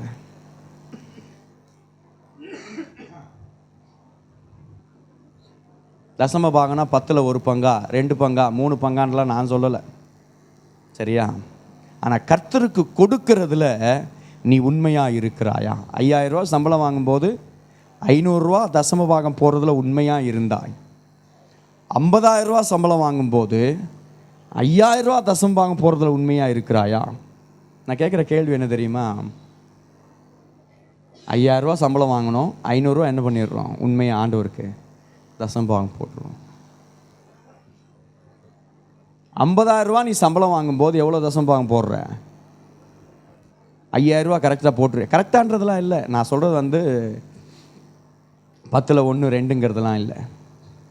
5000 ரூபா அவ்வளோ காசு என்ன பண்ண முடியாது, நம்ம பெரிய அமௌண்ட்டாக இருக்குது 5000 ரூபா. உனக்கு 5000 ரூபா பெரிய அமௌண்ட்டாக தெரிஞ்சதுன்னா இந்த 50,000 ரூபா லைஃப்பில் நீ என்ன பண்ணவே முடியாது, பார்க்கவே முடியாது. ஏன் தெரியுமா? உன் விசுவாசம் சில நேரம் உன்னை வர்த்திக்க பண்ண அனுமதிக்க மாட்டேங்குது. அதுக்கு தடை போடுறது யார் தெரியுமா? நீங்களும் நானும் தான். உன் தசம பாகத்தோட லிமிட் என்ன? நீ கர்த்தருக்கு கொடுக்கறதோட லிமிட் என்ன? நீ சபை வளர்ச்சிக்கு கொடுக்குற லிமிட் என்ன? சபை கட்டடத்துக்கு கொடுக்குற லிமிட் என்ன? அதுதான் உன் அளவு. ஆண்டவரே உன்னை ஆசீர்வதிக்கணும்னு நினச்சாலும், அதுக்கு மேலே தேவனே உன்னை ஆசீர்வதிக்கணும்னு நினச்சாலும், உன் கை எவ்வளவா தான் இருக்குது. குறுகலாக இருக்கும்போது நீ ஆசீர்வாதத்தை பெற்றுக்கொள்ள முடியாது. இஸ்ரவேல் ஜனங்களே, நீ தேவனத்துலேருந்து எல்லாத்தையும் வாங்கி அனுபவிச்சுக்கிற, ஆனால் தேவனுக்கு கொடுக்கும்போது எப்படி கொடுக்குற? வஞ்சிக்கிற. இதை நான் இன்னும் அழுத்தி சொன்னேன்னா, உங்கள் பாஸ்டர் ஏதோ என்கிட்ட சொல்லிட்டாருன்னு நீங்கள் நினச்சிப்பீங்க. அப்படிலாம் இல்லை. உங்கள் பாஸ்டர் அதை பற்றிலாம் என்றைக்குமே என்கிட்ட பேசினதே கிடையாது. காணிக்கை பற்றியோ தசம்பாகத்தை பற்றியோ அவர் என்றைக்கும் என்கிட்ட ஒரு வார்த்தை கூட என்ன பண்ணதில்லை, சொன்னதில்லை. ஆனால் கர்த்தர் பேச சொல்கிற ஒரு விஷயம் என்ன தெரியுமா? மல்கியா தீர்க்க தரிசன புத்தகத்தின் இந்த வாக்கு தத்தத்தை உங்கள் சபை வாக்கு தத்தமாய் பெற்றிருக்கிறது அப்படின்னா, கர்த்தருக்கு பயப்படுகிற பயம் இருக்குது அப்படின்னா, நீ கர்த்தருக்கு கொடுக்குற தசம பாகத்தில் உண்மையாக இருக்க வேண்டும். அண்ணாள் தான் பிள்ளைய ஆண்டவருக்கு என்ன பண்ணா? பொருத்தனை பண்ணுறான். பொருத்தனை பண்ணினதெல்லாம் நம்ம ஆண்டவருக்கு சரியாக கொடுத்துட்றோமா அப்படின்னு யோசிச்சு பார்க்கணும். பொருத்தனை பண்ணதே என்ன பண்ணிடுறோம்? நம்ம மறந்து போயிடுறோம். அது எவ்வளோ பெரிய தப்பு தெரியுமா? தேவ சமூகத்தில் நின்று பொருத்தனை நேர்ந்து கொள்ளுங்கள். நான் உங்களை என்கரேஜ் பண்ணுறேன். சில சூழ்நிலைகள் உங்கள் வாழ்க்கையில் நடக்காமல் இருக்கிறது, தாமதிக்கிறது அப்படின்னா, கர்த்தருடைய சமூகத்தில் ஏன் தெரியுமா? உன் தேவை தள்ளி போகிறதுக்கு காரணம் கர்த்தருடைய தேவை ஒன்று இருக்குன்றது நீ இன்னும் புரிஞ்சிக்கலைங்கிறது தான். சில வேளைகளில் உன்னுடைய தேவை தள்ளி போகிறது அப்படின்னா, தேவனுக்கு ஒரு தேவை இருக்குன்னு புரிஞ்சுக்கோ. அன்னாளுக்கு ஒரு தீர்க்கதரிசி, தேவனுக்கு ஒரு தீர்க்கதரிசி தேவை, அன்னாளுக்கு ஒரு குழந்தை தேவை. அல்லேலூயா. தேவனுக்கு ஒரு தீர்க்கதரிசி தேவை, அன்னாளுக்கு ஒரு குழந்தை தேவை. ஏன்னா அன்னாள் மலடி, பிள்ளை இல்லாதவள் என்று சமூகத்தினால் ஒதுக்கப்பட்டவள். அவள் வேதனையோடு இருக்கிறாள். தேவ சமூகத்தில் போய் எனக்கு ஒரு குழந்தையை கொடுங்க ஆண்டவரேன்ட்டு. ஆண்டவர் கேட்குறாரு, அந்த குழந்தையை கொடுத்தா என்ன பண்ணுவேன்? குழந்தையை கொடுத்தேன்னா நான் உமக்கு துதி செலுத்துகிறேன், பலி செலுத்துகிறேன், அது செலுத்துகிறேன், இது செலுத்துகிறேன். அந்த குழந்தைய எனக்கு என்ன பண்ணு? கொடு. அந்த குழந்தைய என் ஊழியத்துக்கு என்ன பண்ணு? நீ ஒப்பு கொடு. அந்த குழந்தையவே உமக்கு தர்றேன்ற அளவுக்கு பிரச்சனை பெருசாகிற வரைக்கும் ஆண்டவரும் விட்டு கொடுத்துக்கிட்டே என்ன பண்ணுறாரு? போகிறார். சில பிரச்சனைலாம் நீ பொருத்தனை எடுத்தால் தான் என்ன ஆகும்? நிறைவேறும். அல்லேலூயா, அல்லேலூயா. தேவனே, உம்முடைய தேவையை நான் புரிந்து கொள்ளுகிறேன். கர்த்தருக்கு கொடுக்குற காணிக்கையில் உண்மையாக இருக்கணும், தசம பாகத்தில் உண்மையாக இருக்கணும். உன் பார்வையில் எது பெருசு நீ நினைக்கிறியோ அதுதான் ஆண்டவருக்கு பெருசு. அல்லேலூயா. ஆண்டவருக்கு 500 ரூபா நோட்டு பெருசா, 200 ரூபா நோட்டு பெருசா? ஆண்டவருக்கு 500 ரூபா நோட்டு பெருசா, 200 ரூபா நோட்டு பெருசா? அப்படிலாம் இல்லை. சரியா? அப்படிலாம் இல்லை. இது பெருசு அது பெருசுங்கிறதெல்லாம் இல்லை. அப்படிலாம் உங்களை நான் என்ன பண்ண மாட்டேன், மேனிப்புலேட் பண்ண மாட்டேன். ஆனால் உனக்கு எது பெருசு? உனக்கு எது பெருசோ அதுதான் ஆண்டுடைய பார்வையில் உன்னை பொறுத்த வரைக்கும் பெருசு. 5 லட்சம் கொண்டு வந்து போடுறான் ஒரு அரசியல்வாதிங்கிறது அவருக்கு பெருசு கிடையாது. நான் என் மனசார என் கையில் இருக்கிற 5 ரூபாய் அவருக்கு நான் போடுறேன்னா, அப்போ இந்த ஆண்டவர் எனக்கு எவ்வளோ பெருசு? அதான் முக்கியம். 2 காசு போட்ட விதவே தான் ஆண்டவர் என்ன பண்ணியிருக்கிறான். பைபிளை மறுபடியும் பாருங்களேன். யாரெல்லாம் இயேசுவை இம்ப்ரெஸ் பண்ணுறான்னா, வேதத்தை கரைச்சி குடித்த பரிசேயர்களோ வேத பாரகர்களோ அல்ல. ஆலயத்துக்கு வெளியே இருந்து சட்டையை கிழிச்சிட்டு தேவ சமூகத்துக்கு வரத்துக்கு நான் தகுதி உள்ளவன் அல்ல என்று சொல்லி தன்னை தாழ்த்துக்கிற ஒரு ஆயக்காரன் இருக்கிற ஆண்டவரே, நான் நம்முடைய சமூகத்துக்கு வரத்துக்கு ஒர்த்து கிடையாது ஆண்டவரேன்ட்டு. அந்த சிந்தையை ஆண்டவர் விரும்புகிறார். நான் ஒன்றும் இல்லைன்னு நினைக்கிறேன் பாருங்கள். நான் சிறுகவும் நீர் பெருகவும். விசுவாசம் என்ன தெரியுமா? விசுவாசத்துடைய அளவு எப்படி இருக்கணும் தெரியுமா? வேதம் விசுவாசத்தை எதோட ஒப்பிடுதுன்னா, கடுகு விதையோடு என்ன பண்ணுது? ஒப்பிடுது. ஏன் வேதம் கடுகு விதையோடு ஒப்பிடுதுன்னு நினைக்கிறீங்க விசுவாசத்தை? கடுகு விதை எப்படி இருக்கும்? ரவுண்டாக இருக்கும். அப்படின்னா உன் விசுவாசம் எப்படி இருக்கணுமா? பூரணமா? அப்படிலாம் இல்லை. நான் அதை நம்பலை. அதுதான் காரணம்லாம் என்னால் ஏற்றுக்க முடியல. கடுகுன்னு செலக்ட் பண்ணும்போது ஒரு சின்ன ஆப்ஜெக்ட் இல்லையா? கடுகுன்னா என்னது? ரவுண்டாக இருக்குது, காரம் கடுகு சிறுத்தாலும் காரம் சிறுக்காது, அது மாதிரி உன் விசுவாசம் சின்னதாக இருந்தாலும் என்ன வேணால் நம்ம சொல்லிக்கலாம், இருக்கலாம், அதெல்லாம் இல்லைன்னு நான் சொல்ல வரல. ஆனால் ஒரு புரிதல் என்ன தெரியுமா, உன்னை தேவ சமூகத்தில் எவ்வளவு சின்னதாக போய் ப்ரெசன்ட் பண்ணுறியோ அதுதான் விசுவாசம். அல்லேலூயா, அல்லேலூயா. உன் ஜபம் என்ன பண்ணணும் தெரியுமா, உன்னை சின்னதாக்கி அவருடைய சமூகத்தில் கொண்டு போய் நிறுத்தணும்.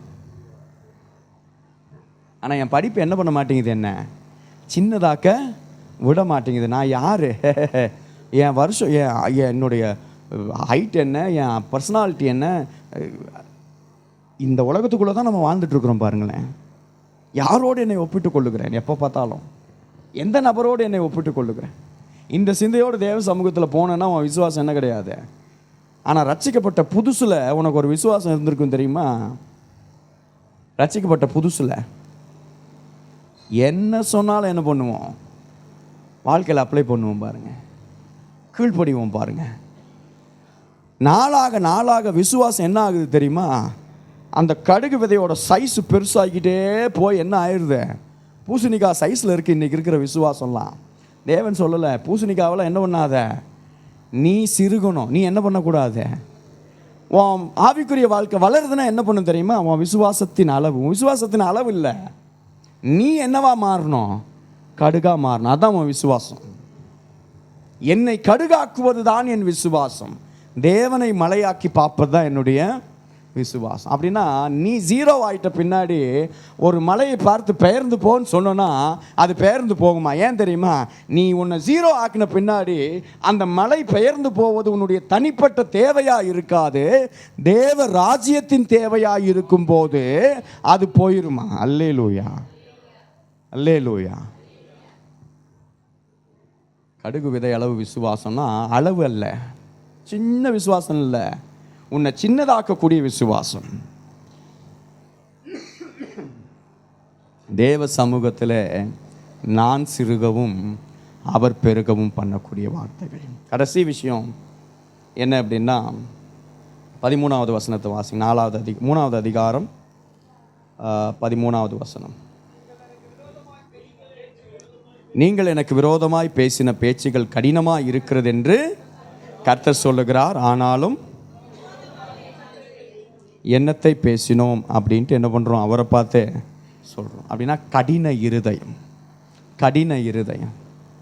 ஆண்டவரையே கேள்வி கேட்கக்கூடிய ஒரு அறிவு, ஆண்டவரையே கேள்வி கேட்கக்கூடிய ஆவிக்குரிய வளர்ச்சி, ஆண்டவரையே கேள்வி கேட்கக்கூடிய அளவுக்கு முதிர்ச்சி, ஆண்டவரையே கேள்வி கேட்கக்கூடிய அளவுக்கு சத்தியத்தில் தேறின சுபாவம். இதெல்லாம் என்ன பண்ணக்கூடாது, இருக்கக்கூடாது. இஸ்ரவேலுக்கு இருந்த ஒரு சுபாவம் கடினமான பேச்சுகள். என்னத்தை செஞ்சார் இந்த ஆண்டவர், என்னத்தை பண்ணார் இந்த ஆண்டவர். ஸோ தேவ சமூகத்தில் கர்த்தருக்கு பயப்படுகிற பயம்னா என்ன தெரியுமா, இதுதான். கர்த்தருக்கு பயப்படுகிற பயம் உங்களுக்குள்ளே இருக்கும்போது, இந்த வசனத்தை மறுபடியும் வாசிப்போம். மல்கியா 4வது அதிகாரம் 2வது வசனம். ஆனாலும் என் நாமத்திற்கு பயந்திருக்கிற உங்கள் மேல் நீதியின் சூரியன் உதிக்கும், அதன் செட்டைகளின் கீழ் ஆரோக்கியம் இருக்கும், நீங்கள் வெளியே புறப்பட்டு போய் கொழுத்த கன்றுகளைப் போல வளருவீர்கள். அதுக்கு முதல் வசனத்தை வாசிங்கன்னா, இதோ சூளையைப் போல் எரிகிற நாள் வரும், அப்பொழுது அகங்காரிகள் யாவரும் அக்கிரமம் செய்கிற யாவரும் துரும்பாய் இருப்பார்கள். வரப்போகிற அந்த நாள் அவர்களை சுட்டெரிக்கும், அது அவர்களுக்கு வேரையும் கொப்பையும் வைக்காமற் போகும் என்று சேனைகளின் கர்த்தர் சொல்லுகிறார். இவன் சூரியன் உதிக்கிற திசைக்கு மறு திசையில் இருக்கக்கூடிய துன்மார்க்கர்கள். சூரியன் உதிக்கிற திசை இந்த ஆண்டு நம்முடைய திசையாக இருக்கக்கூடிய அளவிற்கு அவருடைய நாமத்திற்கு பயப்படுகிற வாழ்க்கையை நாம் தேர்ந்தெடுத்திருக்கிறோம். It's a conditional promise, it's a conditional promise. நிபந்தனை என்ன தெரியுமா, நிபந்தனை என்ன தெரியுமா, இந்த ஆண்டவர் உன்னை நேசிக்கிறார்ன்றதை நீ எந்த அளவுக்கு நம்புற, எந்த அளவுக்கு நம்புற. ஒரு நாய் வந்துச்சுன்னா என் மகன் என்ன பண்ணுவான், பயப்படுவான். தூரத்தில் பார்த்தானாலே பயந்து ஏறி என்ன பண்ணிப்பான், என் கழுத்தில் ஏறி உக்காந்துருவான். ஒரு நாயை பார்த்தா என்ன பண்ணும், சின்ன பிள்ளை, அவளுக்கு பார்த்தா என்ன இருக்கும், பயம். நான் அவகிட்ட சொல்கிற ஒரு விஷயம் அதுதான், உன் அப்பா கூட இருக்கிறாருன்னு தெரிஞ்சு எதுக்காக நீ என்ன பண்ணுற, பயப்படுற. நீ பயப்படுறது யாருக்கு அசிங்கமாக இருக்குது? ஒரு தகப்பனா இவ்வளோ பெரிய உயரமாக நிற்கிற எனக்கு எப்படி இருக்கு? என் மகளுக்கு அதை நான் புரிய வைக்க என்ன பண்ணுறேன், போராடுறேன். உன் பக்கம் இருக்கிற ஆண்டவர் எவ்வளவு பெரிய ஆண்டவர். இந்த உலகத்தின் பிரச்சனைக்கு என்ன பண்ணாத, நீ பயப்படாத. ஏன் தெரியுமா? ஏன் பயப்படுற தெரியுமா? அவர் உன்னை எந்த அளவுக்கு நேசிக்கிறார், அவரால் என்ன செய்ய முடியுன்றதை நீ என்ன பண்ணலை, இன்னும் நம்பலை. உன் பிரச்சனை எவ்வளவு பெருசாக வேணா இருக்கட்டும், இந்த ஆண்டவர் உன்னை நேசிக்கிறார். எல்லாமே செய்ய முடிஞ்ச ஒரு ஆண்டவர், எல்லாம் தெரிஞ்ச ஒரு ஆண்டவர் உன்னை நேசிக்கிறார். அதுதான் பெரிய விஷயம். அவரை நீ உண்மையாய் நேசிக்கிறாய் என்றால் உன் ஆராதனை சுத்தமாக இருக்க வேண்டும். உன் ஆராதனை சுத்தமாக இருக்கணும்னா உன் சரீரம் சுத்தமாக இருக்கணும். என் சரீரம், என் சிந்தை, என் பார்வை, என் மொபைலு, நான் மறைச்சி வச்சிருக்கிற மெமரி டிஸ்கிலேருந்து எல்லாத்தையும் கர்த்தர் என்ன பண்ணுறாரு, பார்க்குறாரு. கர்த்தர் பார்க்கிறார் என்கிற உணர்வு தான் பாவத்திலிருந்து உன்னை விடுபட செய்யக்கூடிய உணர்வு. உன் சரீரம் சுத்தமாக இருக்கணும். கர்த்தரை குறித்த உன் பார்வை சுத்தமாக இருக்கணும். அவருடைய நீதியை குறித்து அவதூறு பேசுறது இல்லை. அவர் அப்படி தான் சொல்லுவார், ஆனால் செய்ய மாட்டாருன்ட்டனா அவரை ஒரு விக்கிரகத்திற்கு ஒப்பாக்கி விடுகிறார். இல்லை, என் தேவன் செய்வேன் என்று வாக்கு பண்ணியிருக்கிறார், அவர் நிச்சயமாய் செய்வார் என்பதுதான் விசுவாசம். இந்த உறவு சரியாக இருந்துச்சுன்னா கர்த்தருக்கு கொடுக்குற விஷயத்தில் நீ எப்படி இருப்ப தெரியுமா? உண்மையாக இருப்பேன். எனக்கு தெரியும் ஒரு சகோதரி, ஒவ்வொரு ஆண்டும் அவங்க சம்பாதிக்கிற சாதாரண ஒரு விஷயந்தான், ஆனால் அதை சேர்த்து வச்சுக்கிட்டே இருப்பாங்க. சேர்த்து வைக்கிற பழக்கம் எத்தனை பேருக்கு இருக்கு? சேர்த்து வச்சுக்கிட்டே இருப்பாங்க. இந்த வருஷம் எண்டு வரும்போது, பாஸ்டர் எனக்கு இத்தனை மிஷினரியோட பேர் சொல்லுங்கள் பாஸ்டர் அப்படின்வாங்க. அந்த மிஷினரியோட பேர் சொல்லி அவங்க ஜிபே நம்பர் சொன்ன உடனே அந்த வருஷம் ஃபுல்லாக சேர்த்து வச்ச எல்லாத்தையும் என்ன பண்ணுவாங்கன்னா அந்த மிஷினரிகளுக்கு அனுப்பி விடுவாங்க. எனக்கு ஆச்சரியமாக இருக்கும், நீ என்ன சம்பாதிக்கிற, இவ்வளவு தொகையை உன்னால் எப்படி அனுப்ப முடியுது அப்படின்னு ஆச்சரியப்பட்டிருக்கிறேன் அநேக நேரம். ஆனால் அவங்களுடைய உண்மை என்ன தெரியுமா? கர்த்தருக்கு கொடுக்கறதுல ஒரு சந்தோஷம். கர்த்தர் எனக்கு ஒரு நாள் கூட குறைவு என்ன பண்ணதே கிடையாது, எதுலேயுமே வச்சதே கிடையாது. என் தேவையிலே நான் நிறைவடையாத போது மற்றவனுடைய தேவை என்ன பண்ணவே மாட்டேன்னா பொருட்படுத்தவே மாட்டேன். இன்னும் நம்ம தேவையில என்ன பண்ணுறதில்ல, நம்ம நிறைவடைகிறதே இல்லை. கர்த்தருக்கு கொடுக்கறதிலே உண்மையாக இருக்க வேண்டும். தசம பாகத்திலே, காணிக்கைகளிலே, கர்த்தருக்கு கொடுக்கறதில்ல, பொருத்தனைகளிலே கர்த்தருக்கு உண்மையாக இருக்கும்போது தேவன் நம்முடைய வாழ்க்கையின் தேவைகளை சந்திக்கிறவராக இருக்கிறார். அவருடைய நீதியின் சூரியன் அவருடைய செட்டைகளின் மூலமாய் பூரணமான ஆரோக்கியத்தை நம்முடைய வாழ்க்கையில் கொண்டு வரவர் போதுமானவராக இருக்கிறார். கடினமான பேச்சுகள் அல்ல, சுத்தமான வார்த்தைகள், தேவனை மகிமைப்படுத்தக்கூடிய வார்த்தைகள், தேவனை கனம் பண்ணக்கூடிய வார்த்தைகள், தேவனை பிரதிபலிக்கக்கூடிய வாழ்க்கை, அந்த கிரியை தத்தெடுக்கும் போது தேவன் நல்லவராகவே வெளிப்பட அவர் போதுமானவராக இருக்கிறார். நம் கண்களை மூடுவோம், ஜெபம் பண்ணுவோம். ஆண்டவரே, நீ நல்லவர், பெரியவர், சர்வ வல்லமையுள்ள ஒரு ஆண்டவர். நம்ம எல்லோரும் கண்களை மூடி ஒரு சில நிமிடங்கள் தேவ சமூகத்தில் அர்ப்பணித்து இந்த வார்த்தையின் மூலமாய் தேவன் நம்முடைய வாழ்க்கையில் இடைபடும்படியா, இந்த வசனத்தின் மூலமாக இந்த ஆண்டு ஒவ்வொரு நாளும் எல்லாம் கண்ணை மூடுங்க. கர்த்தருடைய சமூகத்தில் சின்ன பிள்ளைங்க யாரும் கண்ணை திறக்கக்கூடாது. எல்லாம் கண்ணை மூடுங்க. ஒரு சில நேரம் தேவ சமூகத்தில் ஒப்பு கொடுத்த ஆண்டவரே, உம்முடைய செட்டைகளின் நிழலிலே நாங்கள் வந்து நிற்கிறோம் ஆண்டவரே. உம்முடைய செட்டைகளின் நிழலிலே நாங்கள் வந்து நிற்கிறோம் ஆண்டவரே. நாங்கள் சுத்தமானவர்களாய், நாங்கள் பரிசுத்தமானவர்களாய், தேவனுக்கு பிரியமான ஆண்டவரே பிள்ளைகளாய் உம்முடைய சமூகத்தில் எங்களை நாங்கள் அர்ப்பணிக்க ஆண்டவரே எங்களை பூர்ணமாய் நாங்கள் படைக்கிறோம் ஆண்டவரே. எங்களுக்குள் இருக்கக்கூடிய பாவ கிரியைகளை கர்த்தர் ஒரு விசை கழுவி ஒரு சுத்த இருதயத்தை கர்த்தர் எங்களிடத்தில் கொண்டு வந்து தரும்படியாய் ஜெபிக்கிறோம் ஆண்டவரே. ஒருவேளை இந்த பாவத்திலிருந்து எங்களால் விடுபட முடியவில்லையே என்று சொல்லி நீ ஏங்கினால், ஒரு அழகான விசுவாசத்தை இந்த வேதம் நமக்கு கற்றுக் கொடுக்கிறது. என்ன தெரியுமா? தெரியல ஆண்டவரேன்னு அவருடைய சமூகத்துக்கு முன்னாடி சரண்டர் ஆயிருங்க.